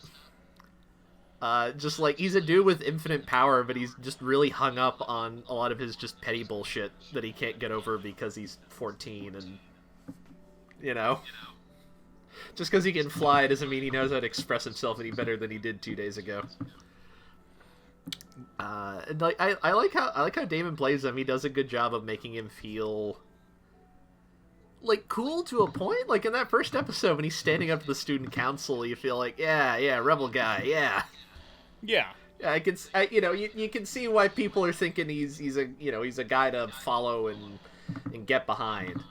And I think Damon does that, but he also does a good job of just showing his sort of vulnerability and the ways in which he is kind of, small and pathetic because he's a teenager who has weird squishy emotions he doesn't know what to do with, and he doesn't know why the cool girl keeps looking at this weird doormat that's also in their class and not him, the cool guy who can alter reality. I'm actually, now that you mentioned that, like, he thinks he's a cool rebel, like, this actually, I was going to bring this up with Nozomi, but now that you said it, it actually makes an interesting contrast. Like, Asakaze is, like, the stereotype of, like, what most people would think a typical teen rebel is. Pretends he doesn't like authority, he wants everyone to think he's really cool. You'd definitely be the guy who'd be like, oh, like, you can tell me what to do. I'm gonna like smoke and drink if I want to, like that kind of kid. And I know to me is like what an actual teen rebel is. Just like very clearly just marches to the beat of her own drum, just kind of like doesn't really follow the crowd and just very clearly does her own thing. Yeah. Asakaze is the public perception of a James Dean character. Nozomi is an actual James Dean character. Mm-hmm. Oh, there we go. Like, I've seen Reservoir Without a Cause. Yeah, he's cool, but he's also just deeply miserable. Like, that's not actually something you'd probably want to aspire to, or at least it's something that's kind of a pain to deal with because of you're a teenager, you're rebelling against the thing. I appreciate how like literate this show is. I enjoy how much of it feels like I can see bits and pieces of stuff that inspired it, but in a like cohesive way where it's like, I like this concept, I'm going to use that as a platform to go in a new interesting direction and not just rehash the book, whatever I'm drawing influence from. It's like, it's nice. Yeah. Anyways, yeah, Damon is great. Again, I almost don't know what to say because he's so consistently good. I feel like I have more to say about Siddhartha because I'm not familiar with this guy. This is as far as I know the first thing I've heard him in. He's excellent. He's great. Rajani is just a really interesting character because he knows things. He knows things more so than anyone else, and I appreciate him being kind of like the lens that all of the kind of curiosity about their situation is, and also kind of accepting what they can and can't understand about it is. And he's just such a wonderful foil for everyone else. Like I think we were joking, like, would Rajani be a guy who avoids like NFTs, or a guy who would just position himself near the top of the pyramid to take advantage of it? I'm so glad you brought this up. Yeah. I like that because Rajani feels like a guy who is both like very sincere and friendly, but that doesn't mean he can't be like crafty if he wants to. Yeah. And I think Siddhartha does a good job. It's like Rajani feels like a guy who you want to have your back. But he could probably screw around with you if you really wanted to. No, he turns in a really good performance. Like, I think Rajani has one of the more interesting arcs, especially as being one of the guys who sticks with Mizuho and Nagara the longest, but also elects at the end to not go back. He's just I don't know. There's just something like really fascinating about him. He feels like a kind of character who's probably not hard to play okay, but really hard to play well. And I think he plays him really well. And I'm kind of, this is one of these things where like I do hope this becomes a springboard for a lot more work for him. He's clearly like a very talented actor, and I think people will be foolish to not take advantage of that now that he's been in something a little more high profile than the kind of web projects he was doing prior to this. Like he's got good chops. I want to hear him in more stuff. Mm-hmm. Yeah. I'll go ahead. God, ability to talk today. I'll go ahead and have Jet go next. Okay, so how do I feel it's going to be me? Okay, so yeah, I guess I'll also start with David Mills, and that's what I gotta say. Like Amon said, David Mills has yet to turn in a single bad performance in anything, and that's not about to start now. He does a really great job here as Atsukase. And like I was kind of saying before, it doesn't really get up making him come off as like a very stereotype of what most people think a rebel team would be. Like, he tries really hard to come off as very edgy and cool, and he definitely tries to give off that persona. But at the same time, it is also very clear that he's, like, very annoyed that Nozomi keeps looking at Naga instead of him, which makes it very easy for Misaki to take advantage of him. And David does a really good job of, like, getting a lot of that frustration across.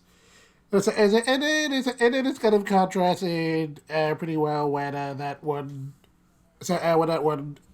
girl with the mind reading powers who has a crush on him kind of figures him out, and he gets like really embarrassed about it because he's like, oh no, I'm not cool.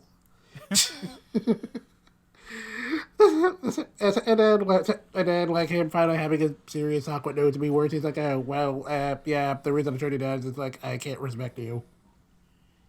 And him just, I guess, having to come to terms with that, which was a pretty interesting bit of character development, which I don't want to say makes it weirder how the show ends, but it is odd. But it is kind of a little odd that when we get back to the real world, he and Nozomi are just, like, together. I thought that was very interesting, but I also kind of could believe it.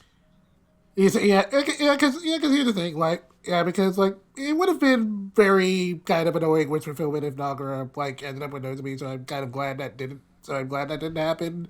It's just weird, but even with that in mind, it is just weird Matsukage got what he wanted.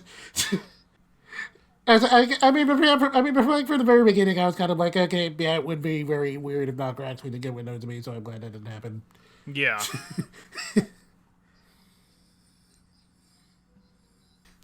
Yeah, man. Anyway, yeah, David did a really good job of just making him sound like a very dumb, edgy teen boy, and it was a fine performance.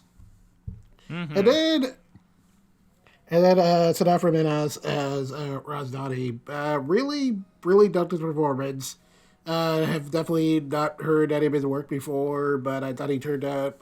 I thought he turned out a really fantastic performance and did a really good job of making Rajdani come up as just like a very curious guy, just kind of like wanting to know as much as he can about like the nature of his world. The nature of this world he's found himself in, and trying to learn as much as possible.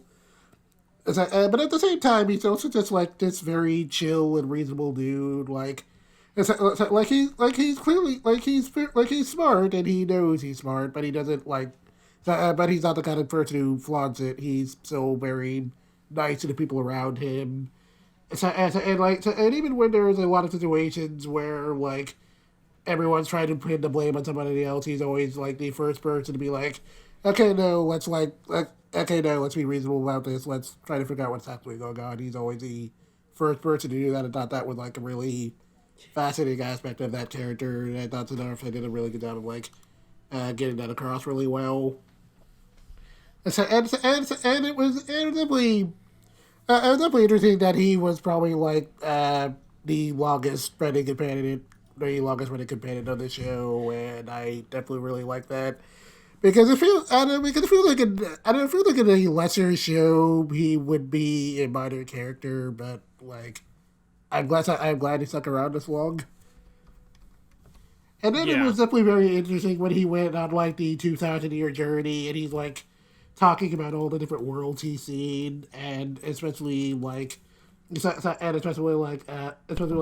where someone actually did like experience the concept of death in that world, and him just I was very curious if that was him as the mad scientist or if there actually was somebody else. I couldn't tell, and that made it fascinating. I have a hunch. It felt very ambiguous. It felt very ambiguous as to whether or not it was. Sorry, what'd you say, Patrick? Razdani was just like a very chill, nice dude. And I appreciated that. I appreciated while he did have. While he did have the accent, it wasn't like really overplayed. It just kind of worked in the performance very naturally.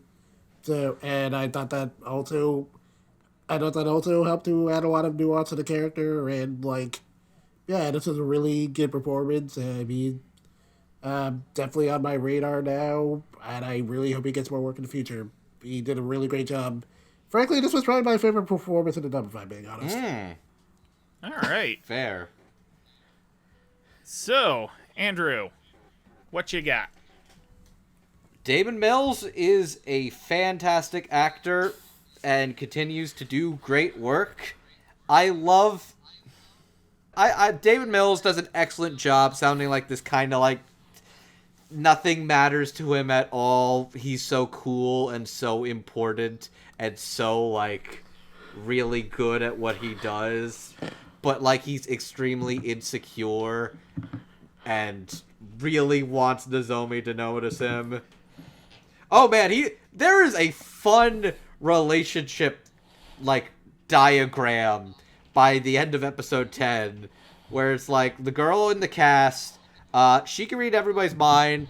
She knows that one awkward guy who I'm like 90% sure is voiced by Chris Rager is into her, and he's like, oh man, I really should confess to her, but like, I don't want to ruin things. Maybe I can still ask her to hang out or something like that. And she's like, oh god, this is so awkward, I gotta get out of here. Because she's actually really super into Asakaze, because she's the only one who really knows how he actually thinks and feels. He's not just a tough, cool guy. He's also really sensitive and really caring and wants people to notice him. Oh my god, she's the I can fix him type. You are only just now coming to this realization. Yes! Yes, I just picked up that she's the I can fix him type, but even she's just like, yeah, no, you kind of suck. So she eventually ditches him and joins Hoshi. leaving him by himself. I think that's interesting. But yeah, she's got a thing for him. He's got a thing for Nozomi. And Nozomi is a free spirit, untamed wild stallion, goes wherever she pleases, even if it means careening off a cliff. Anyways, yeah, Damon Mill is fantastic. I really like him. I really think he's got a level of complexity, and I love his relationship with the other characters. And I kind of like at the end when he's just kind of broken and he's just like, this is her compass. Do what you gotta do. I think he even... I think it's very subtle, but I think it kind of implies he helps them get out at the end. And that brings us to... Yeah, no, Damon Mills is great. And I love Siddhartha as Rajani. One of the best things about the post-COVID era of dubs is the fact that it has opened the world for all these possibilities of potential casting and dubbing possibilities. I know, at least prior to COVID, you will very rarely see like Southeast Asian characters in anime, period. So I feel like I appreciate that Sonny Boy, in the end, took a chance with getting an actor who can fit a character like Rajani and opening it up to the whole world.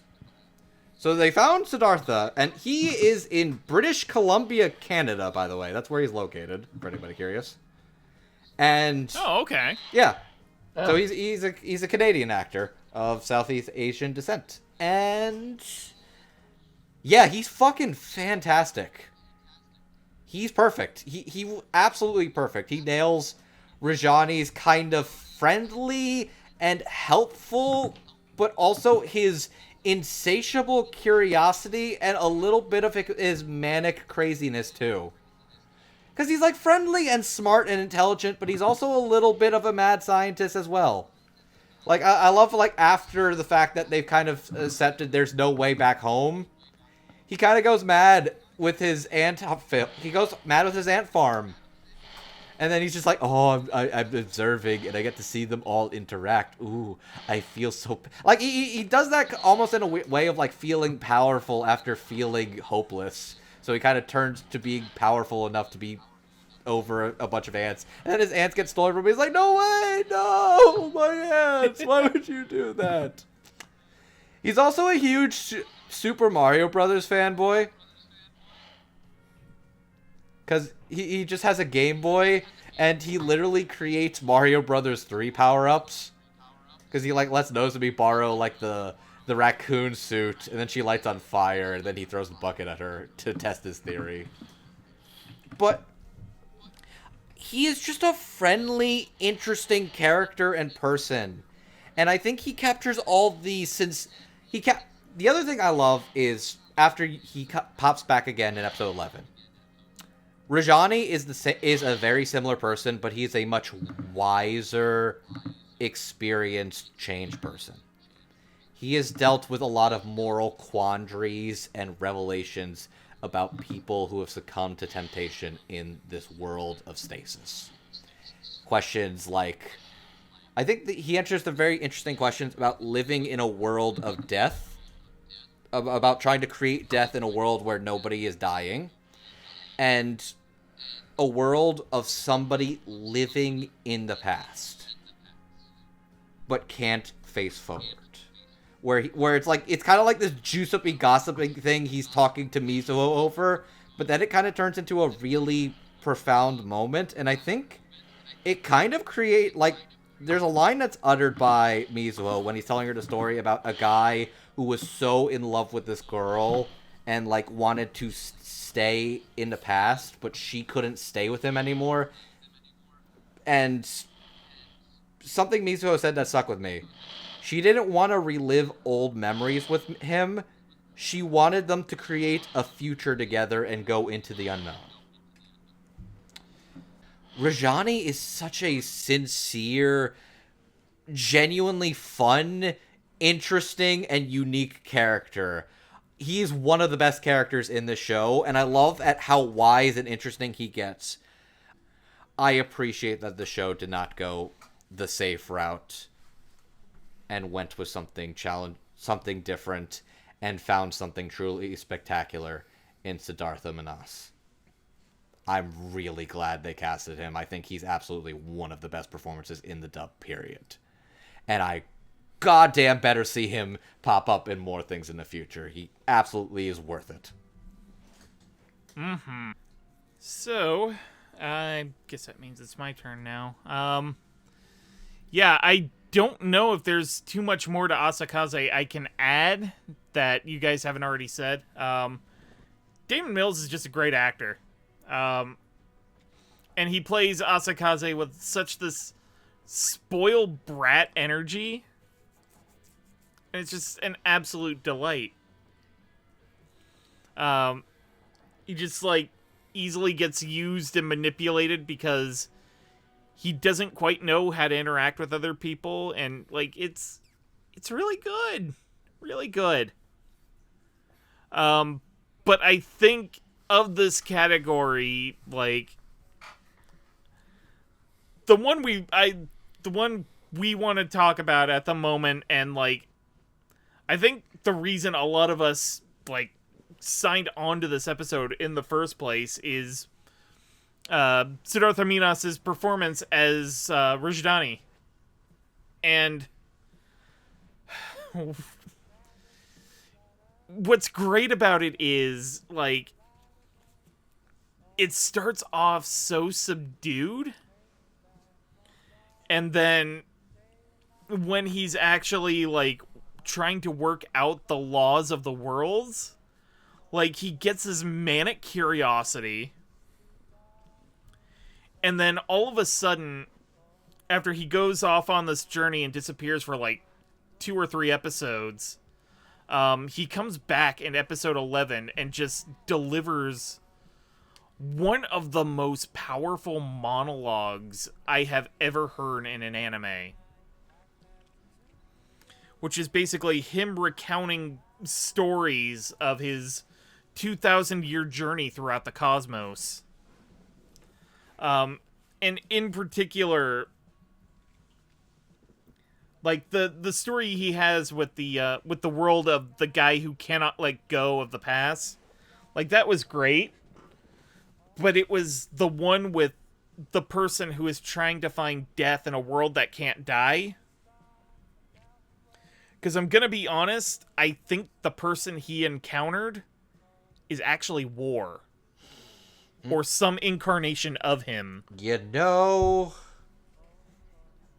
I was thinking that was a possibility on my rewatch.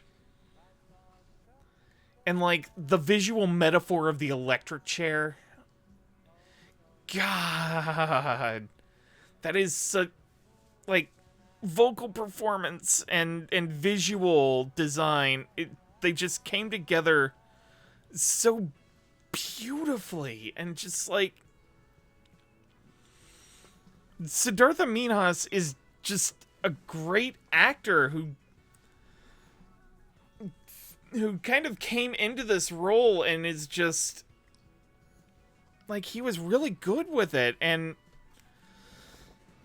you know, we've had this conversation many times on the show about, like, actors of color playing characters of color, and it's just, like, it's wonderful to see. And then, like, this is a name I had never heard of before until this show, and now that he's here, and now that he's played this character and just absolutely nailed it, I want to see him in more things. Like, I think that's the beautiful thing about sort of this record from home era, is that, like, you have this opportunity for experimentation that, at the very least, that, you know, at the very least, at least a couple directors for Funimation and for studios in California are, like, actively seeking out. And I think it's a really beautiful thing. And I want to see more of this. Like, wow, holy fuck. Like, if there are actors like Siddhartha Minas who managed to get an opportunity to show his stuff through Sonny Boy, like, imagine how many others are out there. You know? It's opened the door, and it's given some people who probably otherwise wouldn't have a real shot in this industry, and that's pretty goddamn great. Like, at this point, all you need is, like, a mic, a decent computer, and a room you can soundproof, and you basically... you have a shot, at the very least. I think my biggest takeaway, this isn't really a Sonny Boy thing, but this is like, I'm really happy that after the past like 2 years, it feels like the industry has truly embraced the possibility of remote recording instead of basically trying to lock back into what the old normal was. And I'm really, really happy that they are embracing it rather than stubbornly trying to fight the tide. Yeah. Anyway, both of these performances were absolutely spectacular. Like, massive thumbs up. But we are starting to run a bit long, so I do want to get to our last group. First of all, we have Nozomi. Her ability is this light she can see that is basically a beacon to take them home. She is the human personification of a compass. Pretty much. This very much comes into play later. And at a point in time where they actually manage to find their way home, but then learn that they're basically copies of other versions of themselves, she also comes to find out that she's dead. That's a lot for any person to process, and she kind of takes it like a champ. Yeah, and that's only episode 6 of 12. That's only the halfway mark. Yeah. Oh. And then we have Mizuho, a really interestingly complicated character. Her ability is that she has cats who can basically get her whatever she wants. And they all, in combination with Nagara, they might have been responsible for the drifting in the first place. And, like, I could go on and on about Mizuho's backstory, but, like, I'm gonna keep it there for now. Needless to say, it's implied that there's, like, some level of abuse or neglect in her life. I get the impression that, yeah, her family is not exactly warm and kind, so she takes to these cats and feels like... It's that she takes to the cats and she feels like she has to take care of them, but in the minds of the cats, they are the ones that have been taking care of her, and that's... Right. That's fucking beautiful. And then we have Nagara, a boy who also seems to be in a very difficult family situation. He has no direction in his life, and then at the time of the drifting, he gains the ability to basically escape to other worlds. And that ends up being at least part of the basis for the drifting that ends up happening.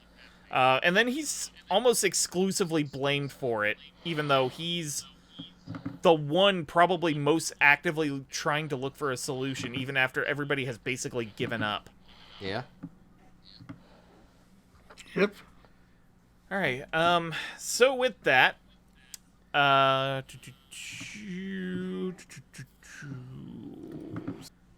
so Nagara is played by Derek Snow, Nozomi by Lucy Christian, and Mizuho by Tia Ballard. Derek Snow you would know from such roles as Danny from Angels of Death, Shinra Kusakabe in Fire Force, and Ikito Tsumura in Smile Down the Runway. Lucy Christian, you would know as Kira Tachibana in After the Rain. Ochako Urahara in My Hero Academia. And Queen Healing in Ranking of Kings. Tia Ballard, you would know as the Princess Fina Forte in Back Arrow. Happy in both Fairy Tail and Eden Zero. And she is also now Carrot in One Piece. Alright, yeah, anyway. Let's go ahead and start this off with Jet. Okay, so, yeah, I guess I'll start this with Lucy Christian as Nozomi, I guess. This was very... Lucy Christian has yet to turn in a bad performance, and this one was also really good. And like I was saying before, she did a really good job of making Nozomi come off like an actual teen rebel.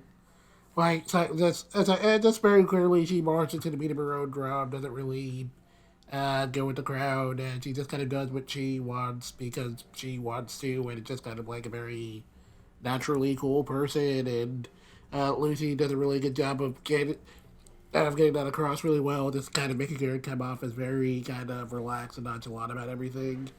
And that contrasts, and kind of how that contrasts really well with Nagara and how much how much he's just kind of like trying to escape everything, and they have like a pretty interesting little dynamic. But at the same time, like, even though she is like this very kind of naturally cool kind of rebel kid, even she has her own like little insecurities, like she does kind of feel like she can't really, at the end of the day, she can't really do anything on her own, even though she tries to be so independent of other people, which is something Azakaze calls out, and it is very interesting that gets to her, and I thought that Lucy did a really good job of kind of getting across her frustrations there. And then of course, like, it's really about Azakaze and kind of like their last scene together where like she reveals why she rejected him in the first place, and kind of seeing him, I guess, kind of get out of his own little edgelord phase and grow from that was really interesting, and I thought that both Lucy and David did a really good job in that scene. And I mean, the nature of her character in general was kind of odd because it was kind of implied that I guess she might have died prior to them drifting. It was sort of unclear. We know she had definitely like met Nagara beforehand, but it is unclear if she had, I guess, died from some unknown cause, like, before they drifted. It was weird. Getting into Tia, I thought she did a really good job as Mizuho. And contrasted to Nozomi, she's like a little bit more of a kind of very typical grumpy teenager who's she's not like, I guess, going out of her way to be edgy, but she's just kind of like clearly very irritable and not very sociable with other people. And Tia does a really good job of getting that across really well. Where she's just like clearly not very good at dealing with other people and just kind of likes playing with her cats.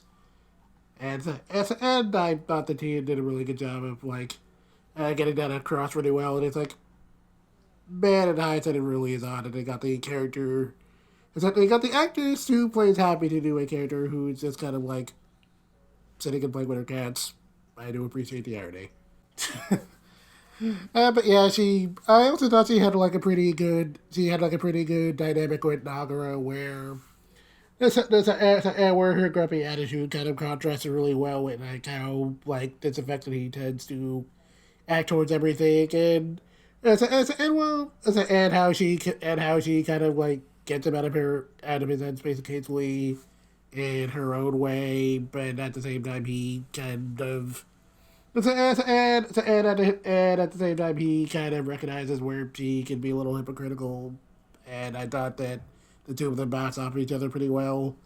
And it is kind of interesting that at the end of the show it was just kind of like the two of them going back to their own, finally going back to their original world, and that was interesting.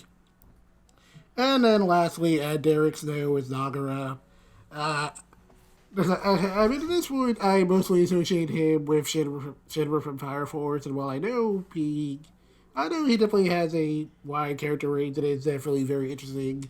Contrasting Shinra, who is like very loud, who is very, loud shonen hero, to Nagara, who is just this very quiet, disaffected teenager who's just trying really, really hard to escape his problems and kind of like, I guess, pretend he doesn't care about anything, but is just kind of like very clearly, but it's just like clearly deeply afraid of dealing with other people, which is something I can kind of relate to in some respects. And I thought that Derek did a really good job of selling this character.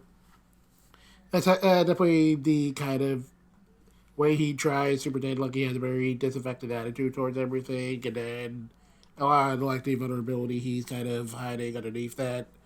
Derek did a really good job of contrasting that, and he does a really good job of playing off of other characters like Lucy Kristen and Zozumi and Tia Bauer and as Mizuho really well, and they all have like a pretty good dynamic. And of course, it is like interesting seeing how Nagara grows over the course of the show, where he does kind of learn to like face his problems more directly as he's kind of going across these worlds and sort of and I guess sort of coming to terms with like the nature of everything that's happening. And then when he finally like gets free from this world of stagnation and he's back in his own world, like life is so hard. It doesn't really get any immediately better for him, and he kind of knew it was going to be this way, but he's still ready to face the future come what may. And I thought that Derek did a good job of getting that across. And as one last little thing, I know I said that I was perfectly fine with like Nagara and Nozomi not getting together. I was a little. You wanted him to stick his hand out and ask to be friends. Yeah, I did at least want him. I did at least maybe want him and Mizuno to like stick together, but I guess that didn't work out either. Which again, that does fit with the nature of the show. Which is kind of. I'll be honest. I don't think that means they're not gonna stick together. I think that just means that the future there is so much time for the future, even if that doesn't mean right now. The thing that's already changed is the way he views it and the way he approaches even facing like a defenseless bird. Yeah, I was actually going to have you go next because it sounded like you were chopping at the bit to say some stuff. Oh, shit. Okay. Okay. Yeah, the show's good. The show's good. They did good performances. Moving on. No, I'm not going to do that. Lucy Christian as Nozomi. She's very interesting. She's like, you can definitely tell from her performance that she is kind of like this spunky girl who's, she's not quite rude and she's not quite like, she is absolutely fully free-spirited to the point that she does what she wants to do, how she wants to do it. And she stays true to herself pretty much for the entirety of the show, actually. Like, from episode 1, when Cap is like, you gotta join the group text. I can give you a smartphone. And she's like, hey, I'm not doing that. I don't want to do that. Hey, could you give me that phone? Chucks it. And that's just Nozomi. To a T, and she is true to herself. Even when she's intimidated, she is true to herself, and she sees something in Nagara and she really wanted to connect with him. At the end of the day, she really wanted to connect with him and get to understand and know him better. And she did. I actually really liked their relationship throughout the show, and I actually really think like his desire to want to be a better person and to stay friends even if they don't remember each other is really sweet. Yeah. And, like, I do agree. I think on the first watch I was a little annoyed he didn't stick his hand out. But I think it's the kind of thing where it's like, I don't think they won't. I think it's that the future is intimidating, but he's going to change, and their relationship is already more changed than it was prior. And I think he will reach out, and I think she'll reach out too.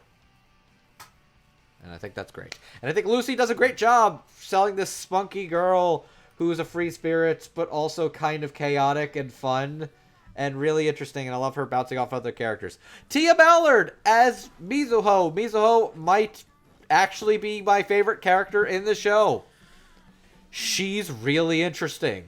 There's so much going on there. Okay, by the way, another thing about the show. There's so much that is implied, but nothing that's ever really explicitly said about these characters and their past. Like, anytime they do go into that, it feels like they need. It's like Shingo Natsume reluctantly being like, "Oh shit, I guess I do have to make something text instead of subtext, don't I?" Fine, because like a lot of it's very much implied and just sort of like you mentioned. It's sort of implied that she's like neglected or her family doesn't really pay attention to her, and she kind of acted out and recluded in because she wanted attention.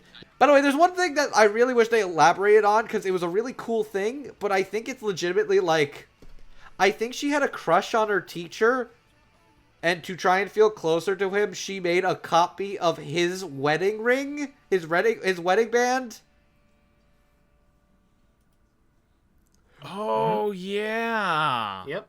Like, that's something that's one of the hanging threads I kind of wanted to know more about, but it tells me just enough. I don't believe there was anything there, but I believe she wanted there to be something there, and she copied the ring. Because we learned that her powers is basically a copy that the cats do. And I love her cats. I love how much she loves her cats. I love how much she likes Yamabiko and is like a good owner. I love the fact that she is just an animal lover who just... She really grows as a person, and I love her relationship with Nagara, and I think I would have actually been okay if those two were an item, not gonna lie. Tia brings this very somber, almost like sullen bitterness to her, while making her come out of her shell a lot more, showing that she's a lot more sensitive than she lets on, and growing as a person, as a character, and it's really heartfelt and genuine, and Tia is playing a much more different character than a lot of her other characters I've seen, and I think it's really interesting. It's really complex, and it's a really perfect fit. I think Tia Ballard's playing something very out of her typical comfort range, and I think she excels spectacularly. And then there's Derek Snow. This is probably the most, like, somber and quiet Derek Snow I've ever heard. But he captures everything that Nagara is perfectly. He captures this kind of, like, aimless, quiet doormat of a person with no direction and is incomplete. Before the drift, Nagara was in stasis in his life. He had no direction. He had no aim. He had no purpose. He was not living. He was merely existing.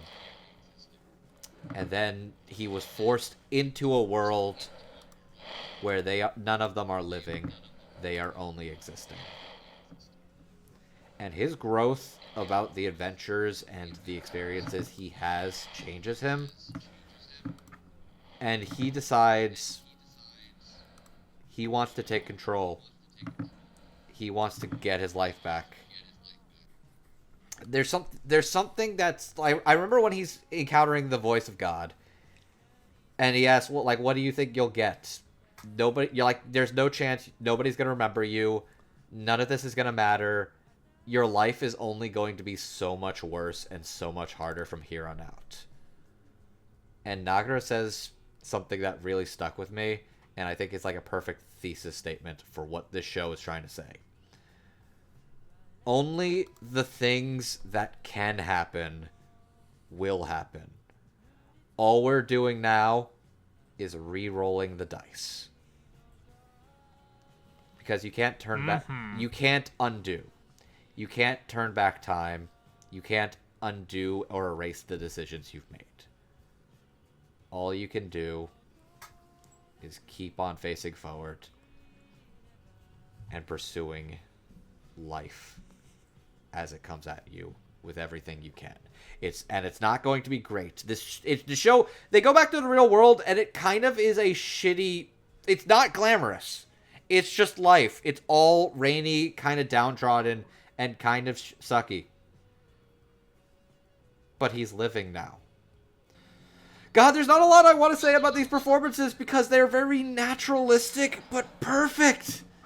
They're exactly what these characters needed, and Derek, Lucy, and Tia are fucking good. The show's good. Also, I love the march at the end. I love episode 12 finale when he's running and that music kicks in and it's so good.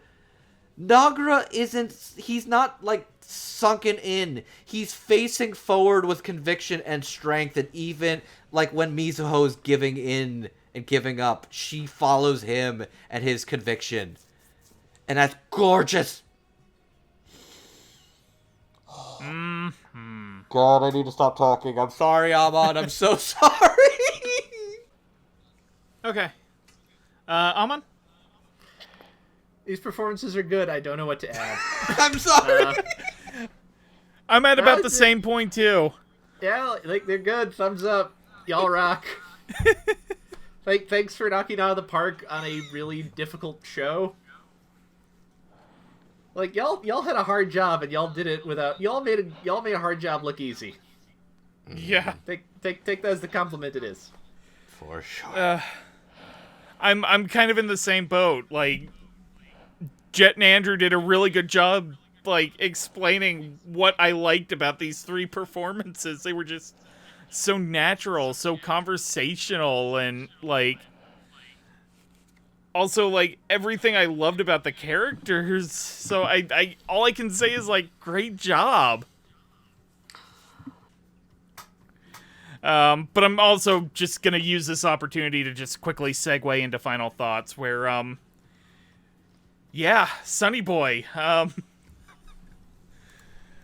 this show is absolutely fucking dense.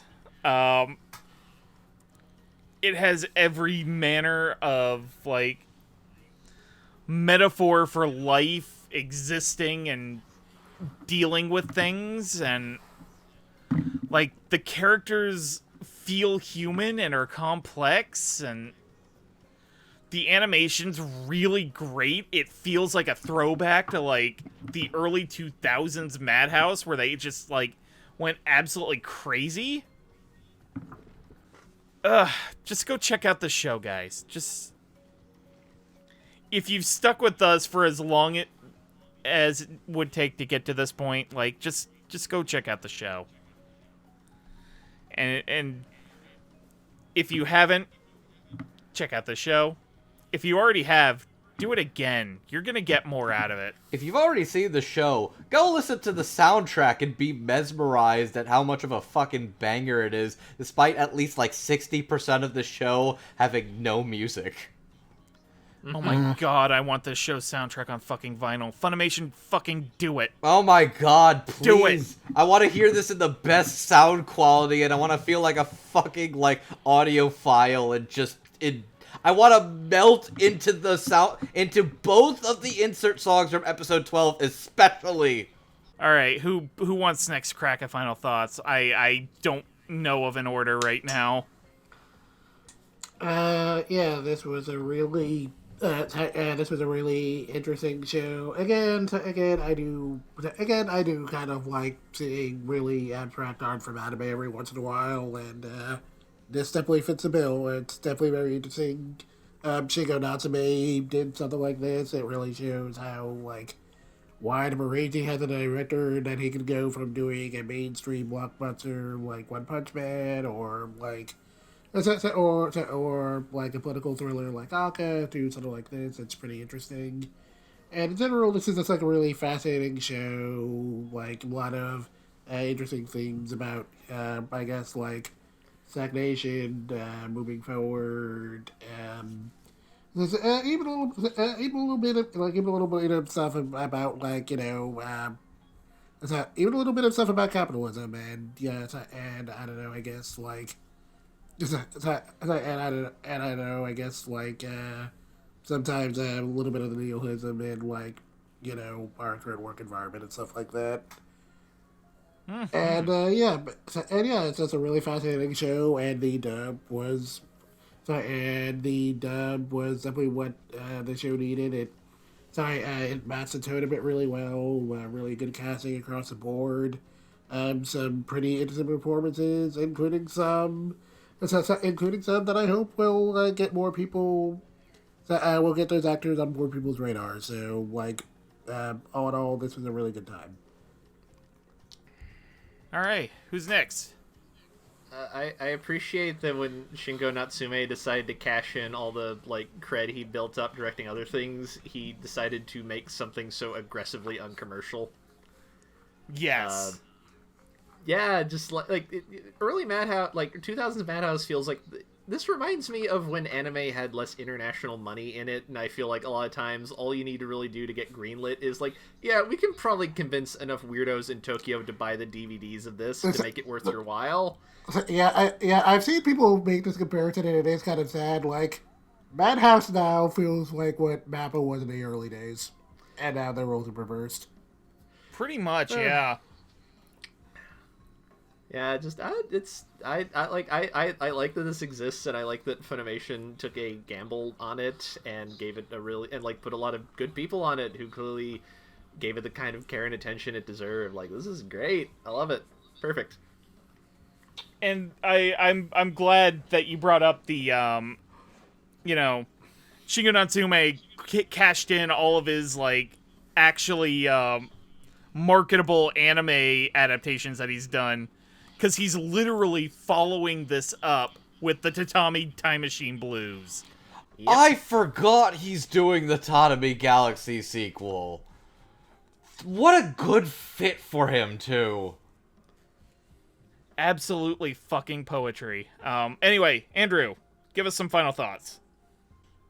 Allow me to quote one Rajani about another sentence that could easily also serve as the thesis statement for this show.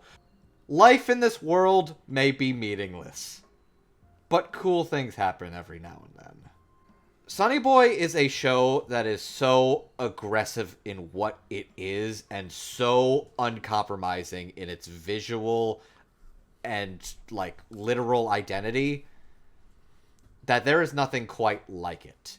It is amazing that something quite like it was made in this year, this era of anime commercialization. It is honestly actually insane that this exists, that it is as unique and compelling as it is, that it is so unflinching at what it wants to be, and that there's so much I could parse about what it's trying to say, and I feel like its message is really going to stick with me for a lot longer than I was expecting to. Living in stasis, in an unmoving, unyielding stasis existence, is not living. Living is scary, frightening, and uncertain. But living is moving forward and taking a chance. Where you don't know anything, where you can't see anything, and all you can do is roll the dice and do your best. Sonny Boy is a show I didn't know I was going to really care for as much as I did, and I thought it was kind of a little too dense at the start, but then I saw those last episodes, and then I realized I was watching something special. Thank you for bringing me on to do this one for your birthday, Patrick. I really wanted to talk about this show. Man. Anyways, let's wrap this up so I can just blast that fucking OST on my ears all fucking night. Oh, abso-fucka-lutely. If you want to give Sonny Boy a check out, the subbed and dubbed versions are both available on Funimation. And in fact, because more people are probably likely to have this over Funimation. The sub and dub versions are also available via Hulu. I think Funimation's up to like $7 a month, 7 or 8, somewhere around there. Sounds about right. 2-week free trial anyway. You got to put your credit card information in there.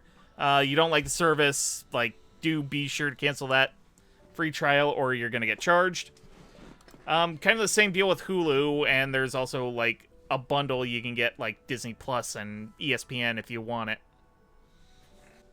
Alright, so if you want to see anything we're up to, we're on the YouTube at dubtalkpodcast. This is also available via audio-only form in like Podbean, Spotify, Apple Podcasts. We're generally open to other podcasting platforms, so it may show up later on elsewhere. We have a Twitter account at dubtalkpodcast where we mainly just kind of post updates on what we're up to. Sometimes we ask followers stuff. We ask you the deep questions. We also have a Tumblr that is dead. Oh god, that is so very dead, super dead, buried dead. It's 6 feet under. It's not dead. It's just in permanent stasis. Let's be real. Death exists here, Andrew. It's dead. Fair. We also have our Twitch account. We all basically stream various things on various days. As of recording, Andrew and Steph are kind of having computer problems. We will finish Insomnium Files. Hopefully that's done by the time this goes up. Yeah. Like, hopefully they get back up and running by the time this episode goes up, and I managed to somehow MacGyver my system back up and running, so hopefully that's still going. Yeah. We got a Ko-fi if you want to, like, send some jingle our way. If you want to send more regular support, we also have a Patreon. And at the end of our episodes, we like to shout out everybody who is an active patron. Right now, at the $5 tier, we've got Julia W., Megan's mom and dad, Michelle Travis, Nico Robin, but with yowie hands, Sue Tweedy, Victor My Baroda, and at the $10 tier, we have Anthony Brown, Carly Lessicow, Crimson Echidna, Jacob Wilson, Jared Hawkins, Marissa Lenti, and Otaku Anthony. Thank you guys, we genuinely appreciate it, and do not forget that once a quarter, we raffle off the ability to make us watch whatever the fuck you want. Within that reason. Is probably also going to come up in the next couple weeks as of recording. May come close by the time this episode actually releases. You never know. So remember, if you give us $10, you can make us watch whatever the fuck you want. Whatever the fuck you want, as long as it's dubbed. Within reason. I mean, we say within reason, but we get, Fair enough. Anyways, either way. Alright, so, why don't you guys plug yourselves, and then we will go ahead and sign off. Hi, my name is Andrew, a.k.a. Classy Spartan. You can find me over on Twitter at MangaMan9000. You can also find me over on Surreal Resolutions Podcast, O&A Podcast, where we talk about the latest in anime news alongside my fellow podcast Dub Talk co-host, Jet. How you doing, bud? Third, I am Jet. You can find me on Twitter at DivineDinga, where I'll usually just be, I guess, talking about anime, cartoons, or like whatever. And you can also find me on Podcast O-Day. I'm Amon. You can find me at Amon Duel on Twitter. Duel has 2 U's. I talk about party and bullshit or whatever. Songs. This was a stumper because there's not a lot of actual music in this show. But I decided to, when the show starts, they just appear to be in space of some kind. So I used that as a starting point. I remembered, well, wait, I already know the best soundtrack about space. That's Apollo, Atmospheres and Soundtracks by Brian Eno, Roger Eno, and Daniel Lenoir. The soundtrack to the documentary For All Mankind, which is basically a bunch of stock footage from the Apollo missions edited together. It's very pretty.